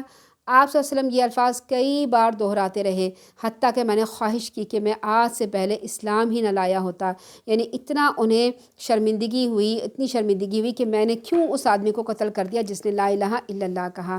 تو اللہ تعالیٰ فرما رہے ہیں اس کی تحقیق کر لیا کرو۔ اگر تم دنیا کی زندگی کا سامان چاہتے ہو تو اللہ کے یہاں بہت سے اموال غنیمت بھی ہیں، اس سے پہلے تمہاری اپنی بھی یہی صورتحال تھی، پھر اللہ نے تم پر احسان کیا، لہٰذا تحقیق ضرور کر لیا کرو۔ جو کچھ تم کرتے ہو یقیناً اللہ تعالیٰ اس سے خبردار ہے۔ جو لوگ بغیر کسی معذوری کے بیٹھ رہے جہاد میں شامل نہ ہوں اور جو لوگ اپنی جانوں اور اپنے مالوں سے اللہ کی راہ میں جہاد کرتے ہیں، یہ دونوں برابر نہیں ہو سکتے۔ یعنی ایک جو ہے گھر میں بیٹھ کے مال بھیج رہا ہے جہاد کے لیے، ایک جو ہے وہ جان قربان کر رہا ہے، اور ایک آدمی ہے وہ مال اور جان دونوں سے قربانی کر رہا ہے۔ اللہ تعالیٰ کے نزدیک یہ دونوں حیثیتیں برابر نہیں ہو سکتی۔ اللہ نے اپنی جان اور مال سے جہاد کرنے والوں کا بیٹھ رہنے والوں کے مقابلے میں بہت زیادہ درجہ رکھا ہے، اگرچہ ہر ایک سے اللہ نے بھلائی کا وعدہ کر رکھا ہے، تاہم بیٹھنے والوں کے مقابلے میں جہاد کرنے والوں کا اللہ کے ہاں بہت بڑا درجہ۔ ظاہر ہے جو جہاد کرنا جاتا ہے اپنی جان کو ہتھیلی پہ رکھ کے جاتا ہے، خوف و خطر ہوتا ہے۔ اب تو کسی کو قتل کرنا جو جنگ میں آسان ہوتا ہے کہ گولی مار دی جاتی ہے، بم چلا دیا جاتا ہے، تو وہ اپنی جان ہتھیلی پہ رکھ کے جاتے ہیں تو ان کے درجے بھی اللہ تعالیٰ کے ہاں بہت بڑے ہوتے ہیں۔ اللہ تعالیٰ فرماتے ہیں ان کے ہاں بہت بڑے درجے ہیں اور مغفرت ہے اور رحمت ہے، اور اللہ تعالیٰ بہت بخشنے والا اور رحم فرمانے والا ہے۔ پھر آگے فرماتے ہیں جو لوگ اپنے آپ پر ظلم کرتے ہیں، جب فرشتے ان کی روحیں قبض کرتے ہیں اور ان سے پوچھتے ہیں تم کس حال میں تھے، وہ کہتے تھے ہم زمین میں کمزور اور مجبور تھے۔ فرشتے انہیں جواب دیتے ہیں کیا اللہ کی زمین وسیع نہ تھی، تم اس میں ہجرت کر جاتے؟ ایسے لوگوں کا ٹھکانہ ہے جہنم ٹھکانہ ہے۔ یہ آیت ایسے مسلمانوں سے متعلق ہے جنہوں نے ہجرت پر قدرت ہونے کے باوجود ہجرت نہیں کی، یعنی وہ ہجرت کر سکتے تھے، اپنا گھر بار چھوڑ سکتے تھے اور چھوڑ کر مدینہ جا سکتے تھے، لیکن وہ نہیں گئے۔ اور مسلمانوں پہ ظلم یہ تھا کہ جنگ کے موقع پر انہیں مشرکوں کا ساتھ دینا پڑتا تھا، یعنی اب جو مسلمان مکہ میں رہ گئے تھے، جب مدینہ کے مسلمان آ کے ان سے جنگ کرتے تھے تو کیا کرتے تھے مشرکین مکہ ان مسلمانوں کو جنہوں نے ہجرت نہیں کی تھی انہیں اپنے ساتھ ملا کر مسلمانوں کے خلاف لڑتے تھے۔ ایسے مسلمانوں کو اپنی صفوں میں آگے کر دیتے تھے تاکہ وہ ان کے لیے ڈھال اور دفاع کا کام کریں۔ اب یہ مسلمانوں کے لشکر کے لیے بڑی الجھن بن جاتی، یعنی جو سامنے سے مسلمان لڑنے کے لیے آتے ان کے لیے بڑی مشکل پڑ جاتی کہ یہ سامنے تو ہمارے مسلمان ہیں، اگر ہم لڑائی کریں گے تو ہمارے اپنے بھائی مارے جائیں گے، اگر ہاتھ روکیں گے تو ہمیں خود نقصان اٹھانا پڑے گا۔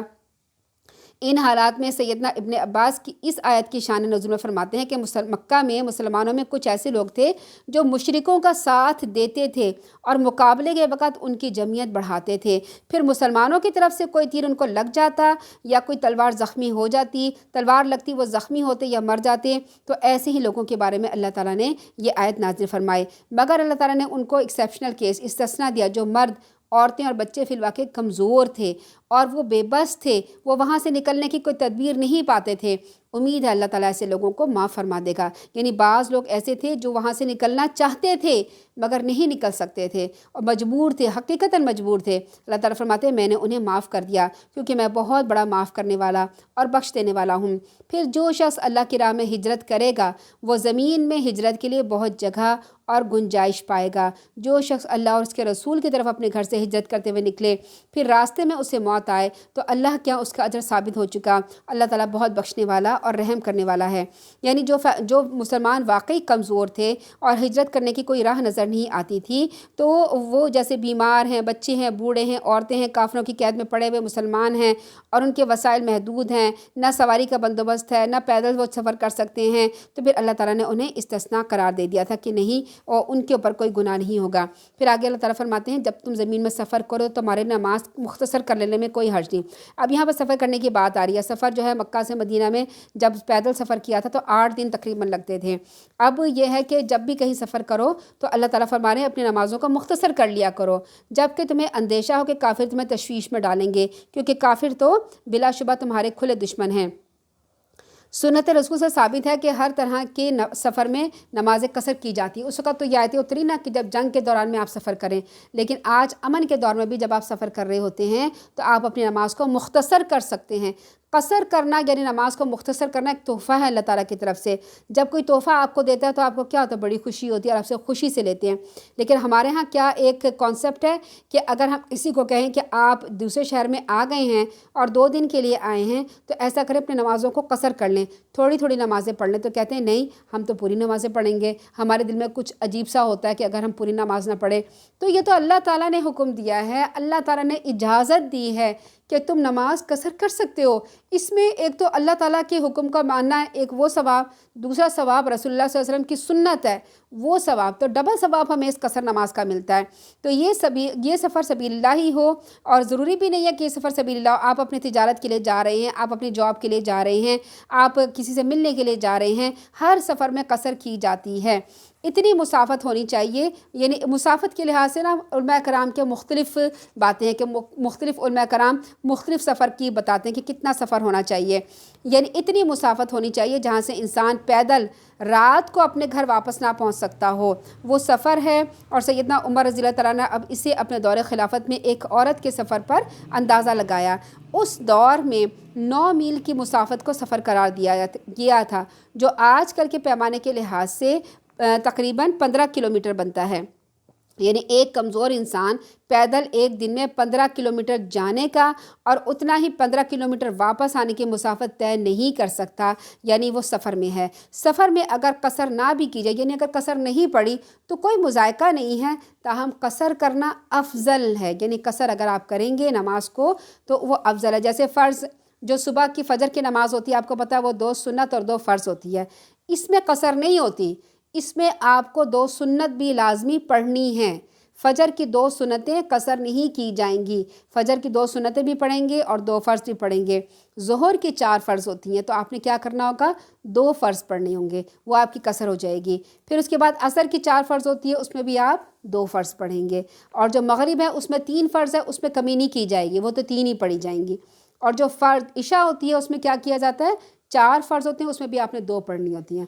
اب نمازیں کم کیوں کی جاتی ہیں، تاکہ ایک تو آپ سفر آسانی سے طے کر لیں، دوسرا آپ جس مقصد کے لیے گئے ہیں، کسی نوکری کے لیے، کسی سے ملنا، آپ وہ اپنا مقصد پورا کر لیں اور اپنا واپس آ جائیں۔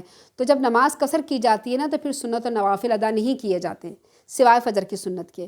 تو اب اگر ہم کہیں کہ اب ہم نے قصر پڑھ لی، اب ہم نفل پڑھ رہے ہیں، سنت پڑھ، تو پھر وہ تو نماز قصر کا مقصد ہی فوت ہو گیا نا، کہ اللہ تعالیٰ نے آپ کو چھوٹ دی تھی کہ آپ اپنا ٹائم بچائیں اور اپنا جو کام جس کام کے لیے گئے ہیں وہ کام کر لیں، اس کے بجائے آپ سنت و نوافل پڑھ رہے ہیں تو وہ تو مقصد ہی فوت ہو گیا قصر کا۔ تو جب آپ قصر کریں تو سنت و نوافل ادا نہ کریں۔ لیکن اللہ کے رسول صلی اللہ علیہ وسلم جو تھے جب کہیں سفر کرتے تھے تو تہجد وہ لازمی پڑھتے تھے۔ پھر آگے اللہ تعالیٰ فرماتے ہیں کہ جب بھی کوئی ایک گروہ حالت جنگ میں جب آپ نماز پڑھیں اور اللہ کے رسول صلی اللہ علیہ وسلم جب نماز پڑھانے کے لیے کھڑے ہوں تو ایک گروہ تمہارے ساتھ نماز کے لیے کھڑا ہو اور اپنے پاس ہتھیار رکھے، اور جب یہ گروہ سجدہ کر چکے تو پیچھے ہٹ جائے، اور دوسرا گروہ جس نے بھی نماز ادا نہیں کی آگے آئے اور آپ کے ساتھ نماز ادا کرے۔ یہاں پہ یہ طریقہ بتایا جا رہا ہے کہ اللہ کے رسول صلی اللہ علیہ وسلم کے ساتھ نماز کیسے پڑھی جائے۔ اب جنگ میں بھی اللہ کے رسول صلی اللہ علیہ وسلم نے نماز پڑھی تھی، ظاہر سی بات ہے وہ نماز کی پابندی کرتے تھے الحمدللہ۔ اب جو حالت جنگ میں جو فوجی لڑ رہے تھے نا اللہ کے رسول صلی اللہ علیہ وسلم کے ساتھ، اب ان کے لیے یہ بہت بڑی فضیلت کی بات ہوتی تھی کہ وہ اللہ کے رسول کے پیچھے پڑھیں، اور ہر کوئی یہ چاہتا تھا کہ ہم اللہ کے رسول صلی اللہ علیہ وسلم کے پیچھے پڑھیں۔ جو کوئی اب ہمارے محلے میں بھی اگر کوئی نیک آدمی آ جائے، امام کعبہ آ جائیں فرض کریں، تو ہم سب کیا چاہیں گے کہ ہم سب جا کے ان کے پیچھے نماز ادا کریں۔ اسی طرح اللہ کے رسول صلی اللہ علیہ وسلم تو وہ تو سید المرسلین ہیں، پیغمبر ہیں سب سے بڑے، تو تمام صحابہ یہ چاہتے تھے کہ ہم ان کے پیچھے نماز پڑھیں۔ تو اللہ تعالیٰ نے اس کا ایک طریقہ بتایا، وہ یہ تھا کہ اللہ کے رسول صلی اللہ علیہ وسلم امامت کرتے تھے تو فوجی 2 حصوں میں بٹ جاتے تھے، ایک حصہ ان کے پیچھے کھڑا ہو جاتا تھا اور وہ 1 رکعت پڑھتے تھے۔ 1 رکعت پڑھنے کے بعد اللہ کے رسول تو دوسری رکعت کے لیے کھڑے ہو گئے، تو وہ جو صحابی تھے نا جو 1 رکعت پڑھے تھے وہ پیچھے سے چلے گئے، اور دوسری فوج کا حصہ آیا وہ آگے آ گیا، انہوں نے نیت باندھ لی اور اللہ کے رسول صلی اللہ علیہ وسلم کے ساتھ دوسری رکعت پڑھی۔ اللہ کے رسول کی تو 2 رکعتیں ہوگی نماز، ان کی نماز ادا ہو گئی۔ جو دوسری جنہوں نے پڑھی تھی نا آ کے دوسری رکعت، وہ سلام نہیں پھیریں گے، وہ اٹھ کے دوبارہ اپنی دوسری رکعت کمپلیٹ کر کے کیا کریں گے، نماز کمپلیٹ۔ اس کے بعد جو پہلے فوجی تھے وہ آ کے اپنی 1 رکعت پڑھ کے نماز کمپلیٹ کر لیں گے۔ اس طرح جنگ بھی جاری رہے گی اور سب نے اللہ کے رسول صلی اللہ علیہ وسلم کے ساتھ بھی نماز پڑھ لی۔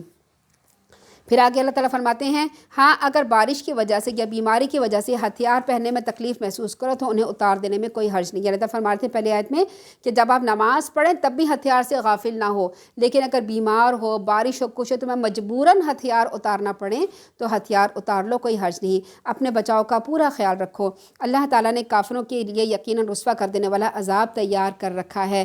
جب تم نماز ادا کر چکو تو کھڑے بیٹھے لیٹے ہر حال میں اللہ کو یاد کرو، جب اطمینان حاصل ہو جائے پھر پوری نماز ادا کرو۔ بلا شبہ مومنوں پر نماز اس کے مقررہ اوقات کے ساتھ فرض کر دی گئی ہے۔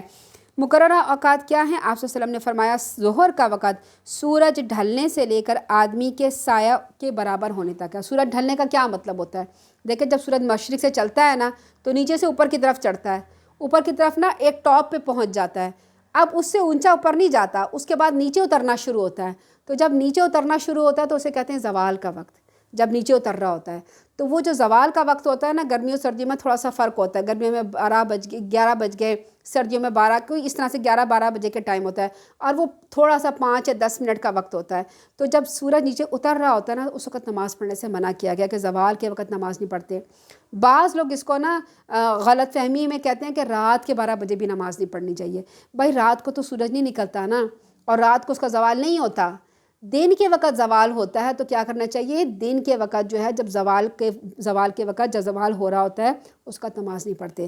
تو اللہ تعالیٰ اس میں ظہر کا وقت کیا بتا رہے ہیں، سورج کے ڈھلنے سے لے کر آدمی کا سایہ اس کے برابر ہونے تک، یعنی آدمی کا جتنا قد ہے نا اس کے برابر جب سایہ ہو جائے تو ظہر کا وقت ختم ہو جاتا ہے۔ پھر عصر کا وقت سایہ برابر ہونے سے لے کر دھوپ میں زردی آنے تک ہے، یعنی دھوپ جو ہے وہ سفید سے تھوڑی زرد ہونا شروع ہوئی تو وہاں تک عصر کا وقت ختم ہو جائے گا۔ اور نماز مغرب کا وقت سورج غروب ہونے سے لے کر، جو غروب ہوتا ہے نا سورج تو پھر آسمان پر سرخی سرخی سی ہوتی ہے، سفیدی سفیدی سا آسمان ہوتا ہے، جب وہ سرخی ختم ہو جائے تو مغرب کا وقت ختم ہو جاتا ہے۔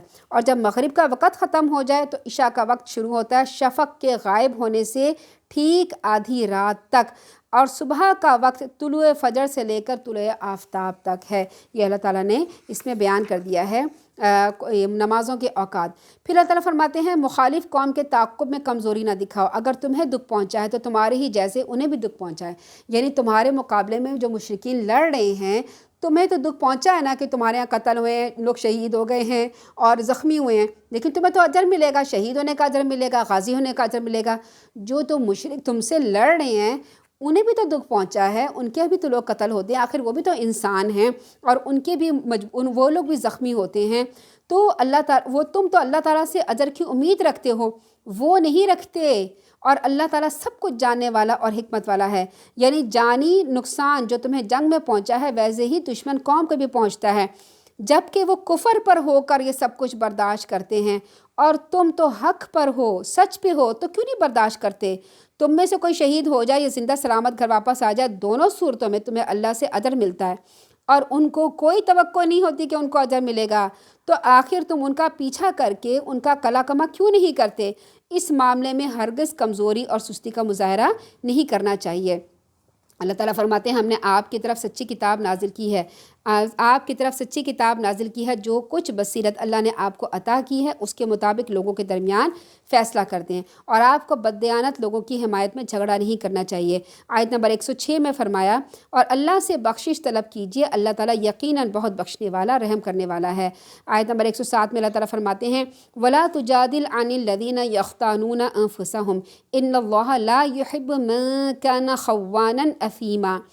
پھر اللہ تعالیٰ فرماتے ہیں کہ نہ ہی آپ کو ان لوگوں کی حمایت میں جھگڑنا چاہیے جو اپنے آپ سے خیانت کرتے ہیں، کیونکہ اللہ تعالیٰ خیانت کرنے والے مجرموں کو پسند نہیں کرتا۔ وہ لوگوں سے تو اپنی حرکتیں چھپا سکتے ہیں لیکن اللہ سے چھپا نہیں سکتے۔ جب وہ رات کو ایسی باتوں کا مشورہ کرتے ہیں جو اللہ کو ناپسند ہو تو اس وقت وہ ان کے ساتھ ہوتا ہے، اور اللہ تو جو کچھ بھی وہ کرتے ہیں سب چیزوں کو گھیرے ہوئے ہیں۔ اب یہاں پہ دیکھیں اللہ تعالیٰ فرما رہے ہیں نا کہ تم لوگ اگر چھپ کے کوئی بات کرتے ہو اور چھپ کے کوئی گناہ کا کام کرتے ہو تو اللہ تعالیٰ سے تو نہیں چھپا سکتے۔ آج کل کے دور میں کیا ہے، سوشل میڈیا پہ کیا ہے، کیوں ایک دوسرے کی ٹانگ کھینچی جاتی ہے کہ کسی کی چھپ کر ویڈیو ریکارڈ کر لی جاتی ہے، اور ویڈیو ریکارڈ کرنے کے بعد اس کو دکھایا جاتا ہے کہ دیکھو، اسے بلیک میل کیا جاتا ہے، اگر تم نے ہمارا کام نہیں کیا تو ہم یہ تمہاری ویڈیو چلا دیں گے۔ اور اس وقت کیا ہوتا ہے، انسان ڈرتا ہے کہ جب کہیں کوئی غلط کام کرنے لگتا ہے تو آج کل میں کیا ہوتا ہے، لوگ دیکھتے ہیں کہیں کیمرے نہ لگے ہو، کسی کا موبائل آن نہ ہو، کسی نے ہماری ویڈیو ریکارڈ نہ کی ہو، اس سے خوف کھاتے ہیں۔ اللہ تعالیٰ فرماتے ہیں مجھ سے خوف کھاؤ، میرے سے تو کوئی چیز چھپی ہوئی نہیں ہوتی، پھر اور میں تو ہر چیز کو گھیرے ہوئے ہوں۔ اللہ تعالیٰ آگے فرماتے ہیں دیکھو تم لوگ دنیا کی زندگی میں تو ان کی حمایت میں جھگڑ رہے ہو، دنیا کی زندگی میں ان کی حمایت کر رہے ہو۔ کون سی حمایت؟ یہ اس منافق چور کی حمایتوں میں سے ہے کہ اگر تم چور کے حمایتی بن گئے ہو تو کل قیامت کے دن اللہ کے روبرو تم میں سے کون اس کی وکالت کرے گا جو تمہارا اپنا ہی گناہ ہے۔ یہاں پر ایک واقعہ ہوا تھا جس کے بارے میں اللہ تعالیٰ فرما رہے ہیں کہ اس واقعے کو ہم دیکھ لیتے ہیں۔ انصار کے قبیلہ بنو ظفر کے ایک آدمی بشیر بن ابریق نے کسی دوسری انصاری کے گھر سے آٹے کا تھیلا اور زرہ چوری کی، یعنی ایک مسلمان نے دوسرے مسلمان کے گھر سے چوری کی آٹے کا تھیلا اور ایک زرہ جو گھوڑے کے اوپر ڈالی جاتی ہے۔ چالاکی یہ کی کہ آٹے کا تھیلا اور زرہ راتوں رات یہودی کے امانت رکھوا دیا، یعنی ایک چور نے چوری کی، چور کرنے کے بعد یہودی کے گھر گیا اور کہا کہ یہ میری امانت اپنے پاس رکھ لو، یعنی وہ چوری کا مال اس یہودی کے پاس امانت رکھوا دیا۔ اس یہودی کو تو نہیں پتا تھا کہ یہ چوری لے کے آیا۔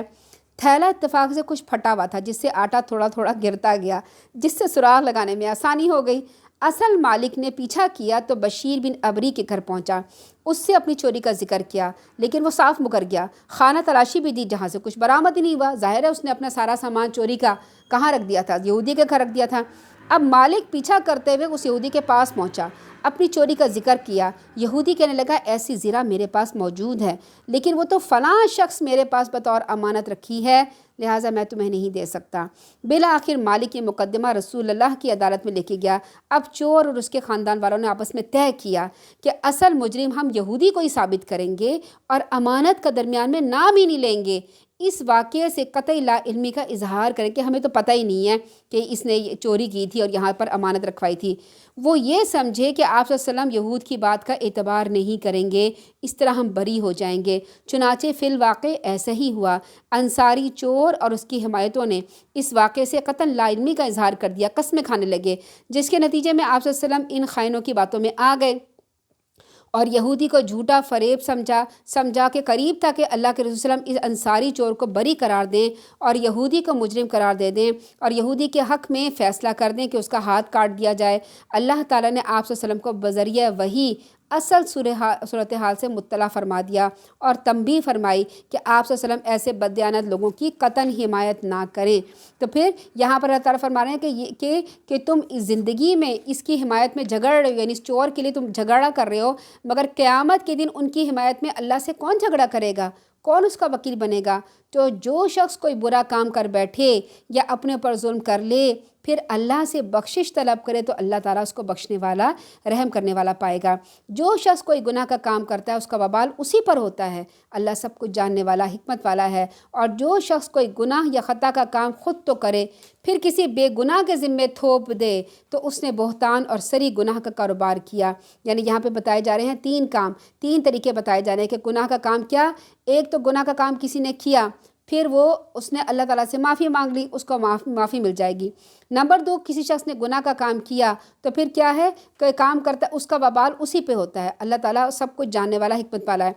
नंबर 3, अगर कोई शख्स गुनाह का काम करता है और उसे किसी बेगुनाह के ज़िम्मे थोप दे तो एक तो उसने गुनाह का काम किया, नंबर 2 उसने बहतान लगाया तो उसने डबल डबल गुनाह कमाया।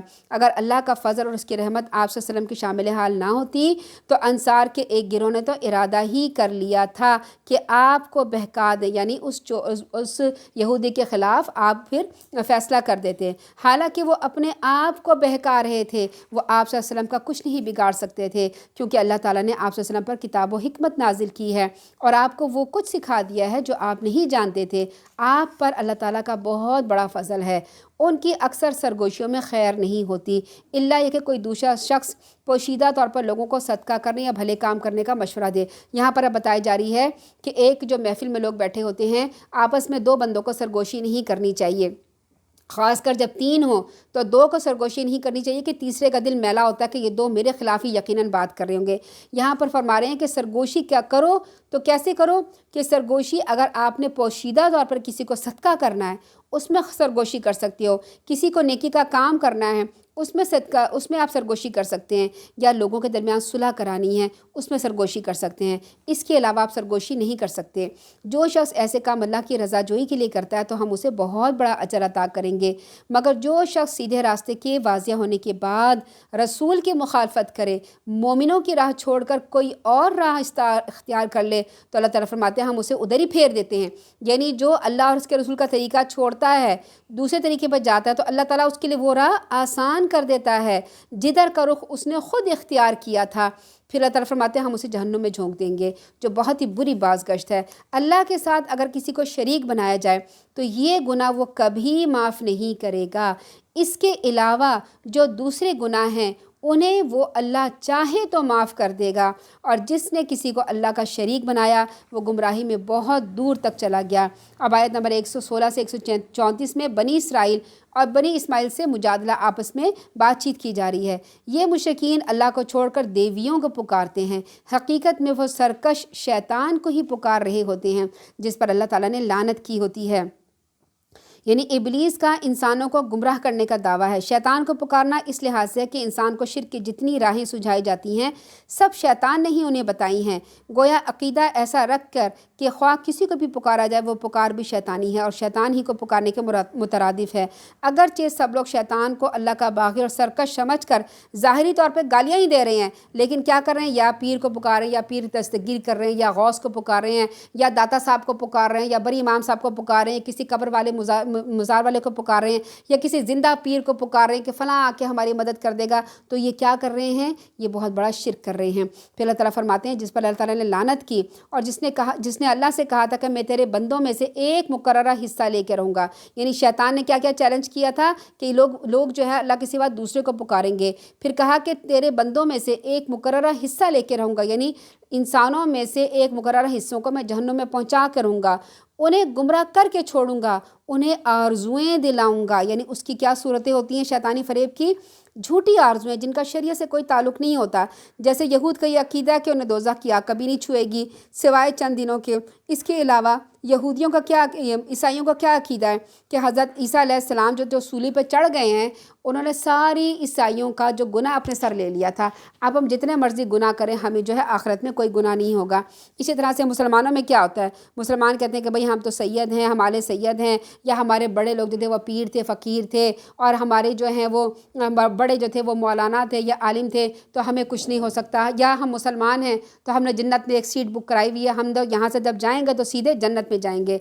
ये आरजुएँ हैं जो शैतान दिलाता है। और फिर वो कहता है कि मैं उन्हें हुक्म दूंगा कि वो चौपाइयों के कान फाड़ दें। चौपाइयों के कान फाड़ने का क्या मतलब है, अहले अरब क्या करते थे कि एक ऊँटनी जब 10 बच्चे पैदा कर लेती, या जिस ऊँट के नुतफ़े से 10 बच्चे पैदा हो चुके होते, उसे अपने देवता के नाम पे छोड़ देते थे, उससे काम लेना हराम समझते थे, अलामत के तौर पे उसका कान चीर देते थे, यानी कान काट दिया। अब जो शख्स वो देखेगा कहेगा ये तो हमारे फ़लाँ देवता के नाम पे छोड़ा है, तो ये बड़ा बाबरकत है, इसे चरने दो, इसे खाने दो, इसे जो मर्ज़ी करने दो, हम इसे अब हाथ नहीं लगाएंगे। यानी दिया तो अल्लाह ने था और किसके नाम चढ़ाया, अपने देवता के नाम चढ़ा दिया। پھر وہ کہتا ہے، پھر عطا فرماتے ہیں کہ شیطان کہتا ہے کہ میں انہیں اللہ کی پیدا کردہ صورتوں میں تبدیلی کر دوں گا۔ اس آیت کے بہت سے مفہوم ہیں، مثلاً ایک یہ کہ کوئی مرد ایسی شکل و صورت بنائے جو عورت معلوم ہونے لگے، یا عورت ایسی شکل و صورت بنائے کہ وہ مرد معلوم ہونے لگے۔ دوسری یہ کہ بہروپ دھار کر لوگوں کو دھوکہ دینے کی کوشش کی جائے۔ تیسرے یہ کہ اپنی شکل و صورت میں اپنی مرضی کے مطابق ایسے کاٹ پیٹ کی جائے کہ وہ خوبصورت بن سکے۔ جیسے بعض لوگ اپنی ناک چھوٹی کرا لیتے ہیں، بعض لوگ اپنے ہونٹوں میں آپ کو پتہ ہے فلنگ کرا لیتے ہیں، پھر ان کو موٹا بنا لیتے ہیں، بعض اپنے چیکس جو ہے وہ ابھار لیتے ہیں کہ ہمارے چیکس اچھے نہیں بنے، نعوذ باللہ اللہ نے اچھے نہیں بنائے، ہم اچھے بنانا چاہتے ہیں۔ بعض لوگ اپنی آئی بروز بناتے ہیں کہ اللہ نے ہماری نعوذ باللہ آئی بروز اچھی نہیں بنائی تو ہم اس کو بناتے ہیں۔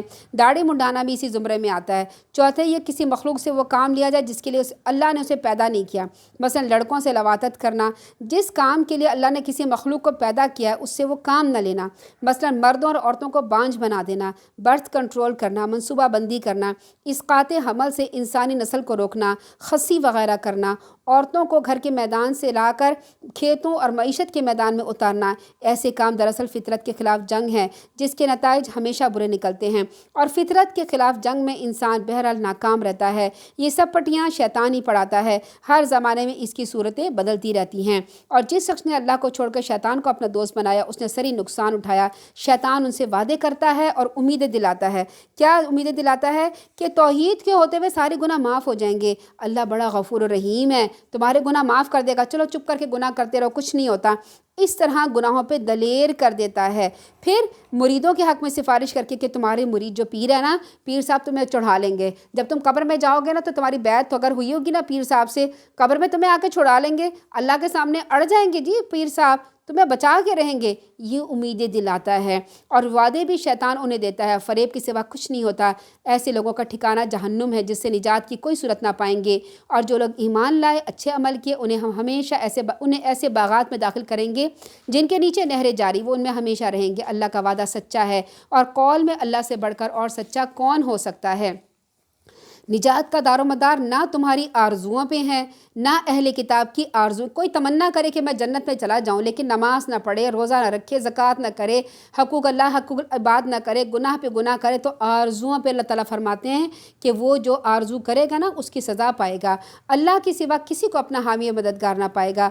جو اچھے کام کرے گا چاہے وہ مرد ہو یا عورت، بشرطیہ کہ وہ ایمان لانے والا ہو، ایسے لوگوں کو اللہ تعالیٰ فرماتے ہیں میں جنت میں داخل کروں گا، ان کی ذرہ برابر بھی حق تلفی نہیں کروں گا۔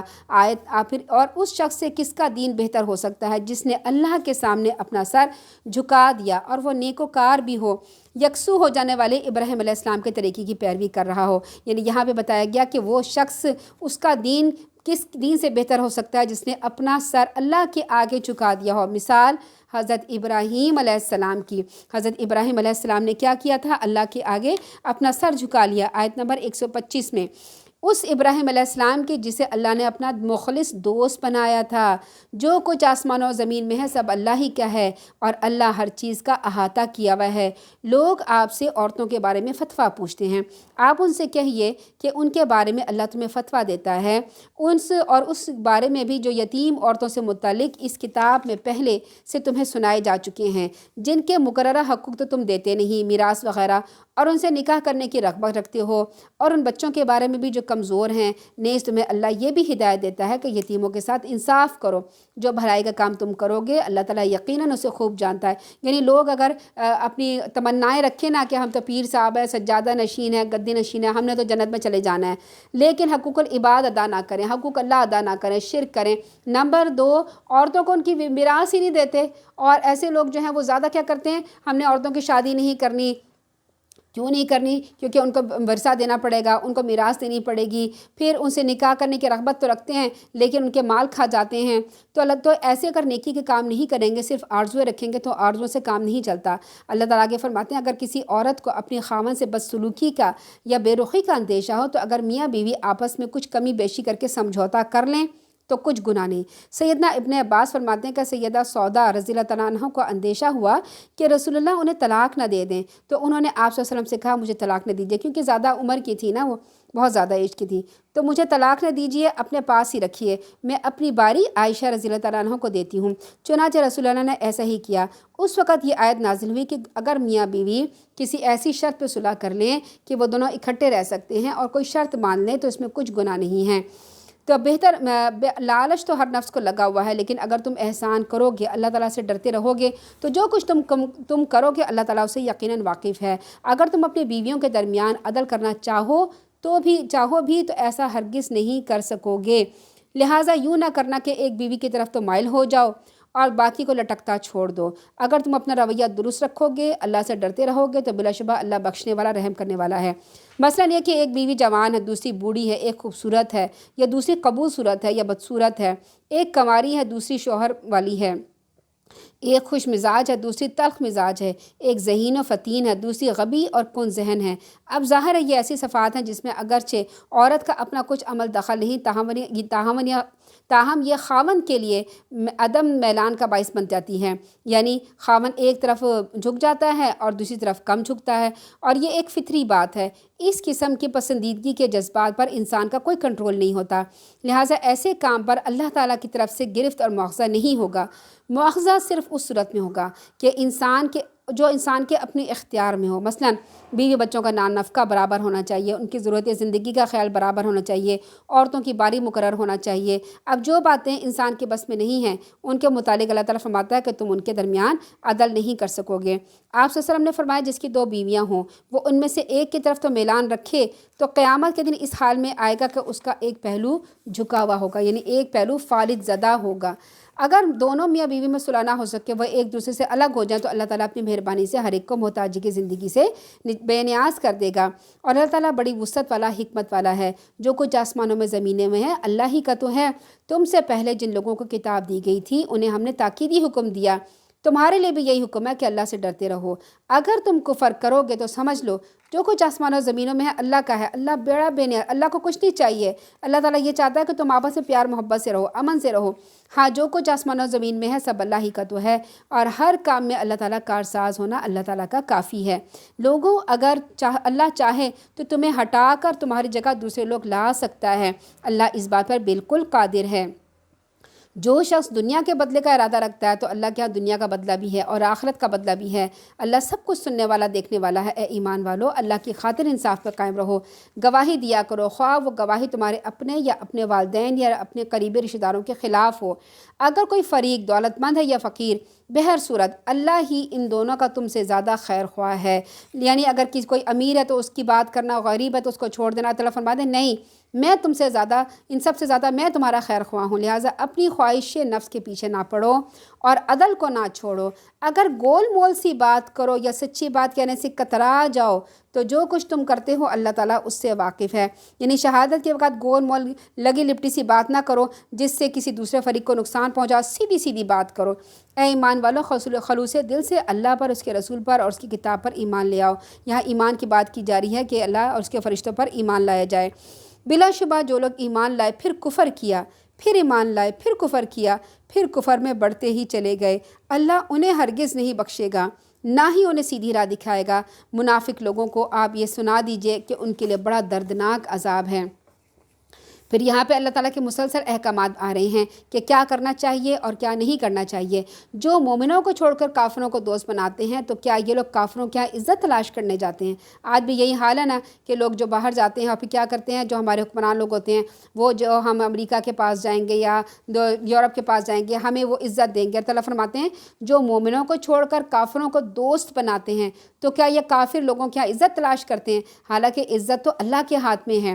اللہ تعالیٰ اپنی کتاب میں یہ حکم پہلے نازل کر چکا، تو جب تم سنو کہ اللہ کی آیات کا انکار کیا جا رہا ہے، ان کا مذاق اڑایا جا رہا ہے، تو وہاں ان کے ساتھ مت بیٹھو یہاں تک کہ وہ کسی دوسری بات میں نہ لگ جائیں۔ یعنی دیکھیں اگر کوئی کسی محفل میں آپ کہیں شادی میں گئے ہیں، فوتگی میں گئے ہیں، کوئی کسی کے دوپٹے کا مذاق اڑا رہا ہے، کسی کی داڑھی کا مذاق اڑا رہا ہے، کسی کے شاعر کا مذاق اڑا رہا ہے، اسلامی شاعر کا، یا کوئی سوشل میڈیا پہ آپ کی بات چیت ہو رہی ہے، وہاں پہ کوئی انسان کسی جو ہے وہ مسلمان کا، کسی رسول کا، کتاب کا مذاق اڑایا جا رہا ہے، تو وہاں پہ نہ بیٹھیں، وہاں پہ اٹھ جائیں، وہاں پہ مت، ورنہ کیا ہوگا کہ ورنہ تم بھی انہی جیسے شمار ہوگے جیسے وہ لوگ ہیں۔ بلا شبہ اللہ تعالیٰ منافقوں اور کافروں کو جہنم میں جمع کرنے والا ہے۔ وہ منافقین جو آپ کے بارے میں ہر وقت انتظار کرتے رہتے ہیں اگر اللہ کی مہربانی سے تمہیں فتح نصیب ہو جائے تو کہتے ہیں کیا ہم تمہارے ساتھ نہ تھے، یعنی ہم تو تمہارے ساتھ ہی اگر فتح نصیب ہو گئے، اور اگر کافروں کا پلہ بھاری رہا، کافر جیت گئے، تو کہتے تھے کیا ہم تم پر قابو پانے کی قدرت نہ رکھتے تھے، اس کے باوجود ہم نے تمہیں مسلمانوں سے بچا نہیں لیا۔ یعنی جا کر کافروں سے کہتے تھے کہ ہم نے تمہیں مسلمانوں سے بچایا، پس اللہ ہی قیامت کے دن تمہارے اور ان کے درمیان فیصلہ کرے گا۔ اللہ نے کافروں کے لیے مسلمانوں پر غالب آنے کی ہرگز کوئی گنجائش نہیں رکھی۔ یہ منافق اللہ تعالیٰ سے دھوکہ بازی کرتے ہیں، جبکہ اللہ ان کے دھوکوں کو انہی پر ڈال دیتا ہے۔ جب وہ نماز کے لیے کھڑے ہوتے ہیں نا تو ڈھیلے ڈھالے کھڑے، اب اللہ تعالیٰ بتا رہے ہیں منافق کی نشانیاں کیا ہیں۔ نماز سستی سے کھڑے ہوں گے، لوگوں کو دکھانے کے لیے نماز ادا کریں گے، اللہ کو کم ہی یاد کرتے ہیں۔ آج تو منافق بہت ہی اونچے درجے پہ ہیں، نماز پڑھنے جاتے ہی نہیں ہیں، نماز پڑھتے ہی نہیں ہیں، یہ کفر اور ایمان کے درمیان لٹک رہے ہیں، نہ ادھر کے ہیں نہ ادھر کے ہیں۔ اللہ جسے گمراہ کرے آپ اس کے لیے کوئی راستہ نہ پائیں گے۔ اے ایمان والو، مومنوں کو چھوڑ کر کافروں کا اپنا دوست نہ بناؤ۔ کیا تم اپنے آپ کو اللہ کے صریح حجت پہ قائم کرنا چاہتے ہو؟ یہ منافقین دوزخ کے سب سے نچلے درجے پر ہوں گے اور آپ صلی اللہ علیہ وسلم ان کا کوئی مددگار نہیں پائیں گے۔ ہاں، ان میں سے جنہوں نے توبہ کر لی، اصلاح کر لی، اللہ کے دین کو مضبوطی سے پکڑا اور اللہ کے لیے دین کو خالص کر لیا، ایسے لوگ مومنوں کے ساتھ ہوں گے۔ اللہ تعالیٰ ان قریب مومنوں کو بہت بڑا اجر عطا فرمائے گا۔ اگر تم لوگ اللہ کا شکر ادا کرو گے، خلوص نیت سے ایمان لے آؤ گے، تو اللہ کو کیا پڑی ہے کہ تمہیں عذاب دے، جبکہ اللہ تعالیٰ بڑا قدردان اور سب کچھ جاننے والا ہے۔ صدق اللہ العظیم۔ اس پارے میں ہم نے دیکھا کہ بہت سے خاندانی احکامات دیے گئے ہیں، پاک دامن عورتوں کے بارے میں، مہر کے بارے میں، عورت کی اصلاح کے بارے میں، معاشرے کے بارے میں احکامات کہ ایک دوسرے کے مال کو باطل طریقے سے نہ کھاؤ، حقوق اللہ، حقوق العباد ادا کرو، بخل نہ کرو، اللہ کے لیے خرچ کرو، نشے کی حالت میں نماز نہ پڑھو، غسل کرنے کا طریقہ، نماز قصر کے نماز طریقہ، تیمم کے مسائل کا ذکر کیا گیا، جبت اور طاغوت شیطانی چکروں میں نہ پڑو، امانت میں خیانت نہ کرو، عدل سے فیصلہ کرو، یعنی ایسے اخلاق اپناؤ کہ مسلمان معاشرے میں محبت، نرمی اور قربانی کا جذبہ ہو، اپنے دشمنوں سے ہوشیار رہو، خاص کر منافقین سے ہوشیار رہو۔ یہ سب باتیں ہمیں کس لیے بتائی گئی ہیں کہ ہم عمل کریں، اور ہم لوگ کیا کرتے ہیں؟ قرآن خوانیاں کرتے ہیں، اور قرآن خوانیاں کرنے کے بعد اس کو پڑھنے کے بعد کیا کہتے ہیں؟ اللہ تعالیٰ سے دعا کرو ہمارے گھر رحمت ہے، برکت ہے۔ جب عمل نہیں کریں گے تو پھر کس طرح سے رحمت برکتیں آئیں گی؟ کیسے آپس میں پیار محبت اور اس کا معاشرہ، امن اور سکون کا معاشرہ قائم ہوگا؟ اللہ تعالیٰ سے دعا ہے کہ اللہ تعالیٰ ہمیں عمل کرنے کی توفیق عطا فرمائے، آمین ثم آمین۔ اللہم صلی علی محمد وعلی آل محمد کما صلیت علی ابراہیم وعلی آل ابراہیم انک حمید مجید۔ اللہم بارک علی محمد وعلی آل محمد کما بارکت علی ابراہیم وعلی آل ابراہیم انک حمید مجید۔ اللہ تعالیٰ سے دعا ہے کہ یا رب العالمین ہمیں حقوق اللہ میں جو کوتاہیاں ہو گئی ہیں یا رب العالمین آپ معاف فرما دیجئے۔ یا رب العالمین جو حقوق العباد میں ہم سے کوتاہیاں ہو گئی ہیں وہ معاف فرما دیجئے۔ ہمارے نماز کی ادائیگی میں جو کوتاہیاں ہو جاتی ہیں، جو وسوسے آتے ہیں، یا رب العالمین وہ معاف فرما دیجئے۔ ہمارے روزہ رکھنے میں جو کوتاہیاں ہو جاتی ہیں، جو غلطیاں ہو جاتی ہیں، وہ معاف فرما دیجئے۔ ہمارے وضو کرنے میں جو کمی کوتاہی ہوتی ہے یا رب العالمین وہ معاف فرما دیجئے۔ ہم نے کبھی امانت میں خیانت کر لی ہو تو یا رب العالمین معاف کر دیجئے اور لوٹانے کی توفیق عطا فرما دیجئے۔ یا رب العالمین ہمیں اپنے گھر والوں سے، اپنے اولاد سے، اپنے شوہروں سے، اپنے بہن بھائیوں سے، اپنے رشتہ داروں سے، اپنے محلے والوں سے، اپنی سہیلیوں سے اچھے اخلاق سے پیش آنے کی توفیق عطا فرما دینا۔ یا رب العالمین ہمارے مسلمان معاشرے سے چوری کو، ملاوٹ کو، ذخیرہ اندوزی کو، دھوکہ، فریب، جھوٹ، حسد سے بچا لینا۔ ہمارے معاشرے کو امن والا معاشرہ بنا دینا۔ ہماری اولادوں کو اپنا فرما بردار بنانا، ہمارے اولادوں کو اپنے والدین کا فرما بردار بنانا، ہماری اولادوں کو اپنے والدین کی آنکھوں کا ٹھنڈک بنا دینا، ہماری اولادوں کو بھی دین کی تعلیم دینے کی توفیق عطا فرما دینا۔ یا رب العالمین ہماری اولادوں کو نیک اولاد بنانا، نیک سیرت بنانا۔ یا رب العالمین ہمیں اپنے والدین کے لیے بہترین صدقہ جاریہ بنا دینا، ہماری اولاد کو ہمارے لیے بہترین صدقہ جاریہ بنا دینا۔ آمین ثم آمین۔ اللہم صلی علی محمد وعلی آل محمد کما صلیت علی ابراہیم وعلی آل ابراہیم انک حمید مجید۔ اللہم بارک علی محمد وعلی آل محمد کما بارکت علی ابراہیم وعلی آل ابراہیم انک حمید مجید۔ سبحانک اللہم وبحمدک نشہد ان لا الہ الا انت نستغفرک ونتوب الیک۔ السلام علیکم ورحمۃ اللہ وبرکاتہ۔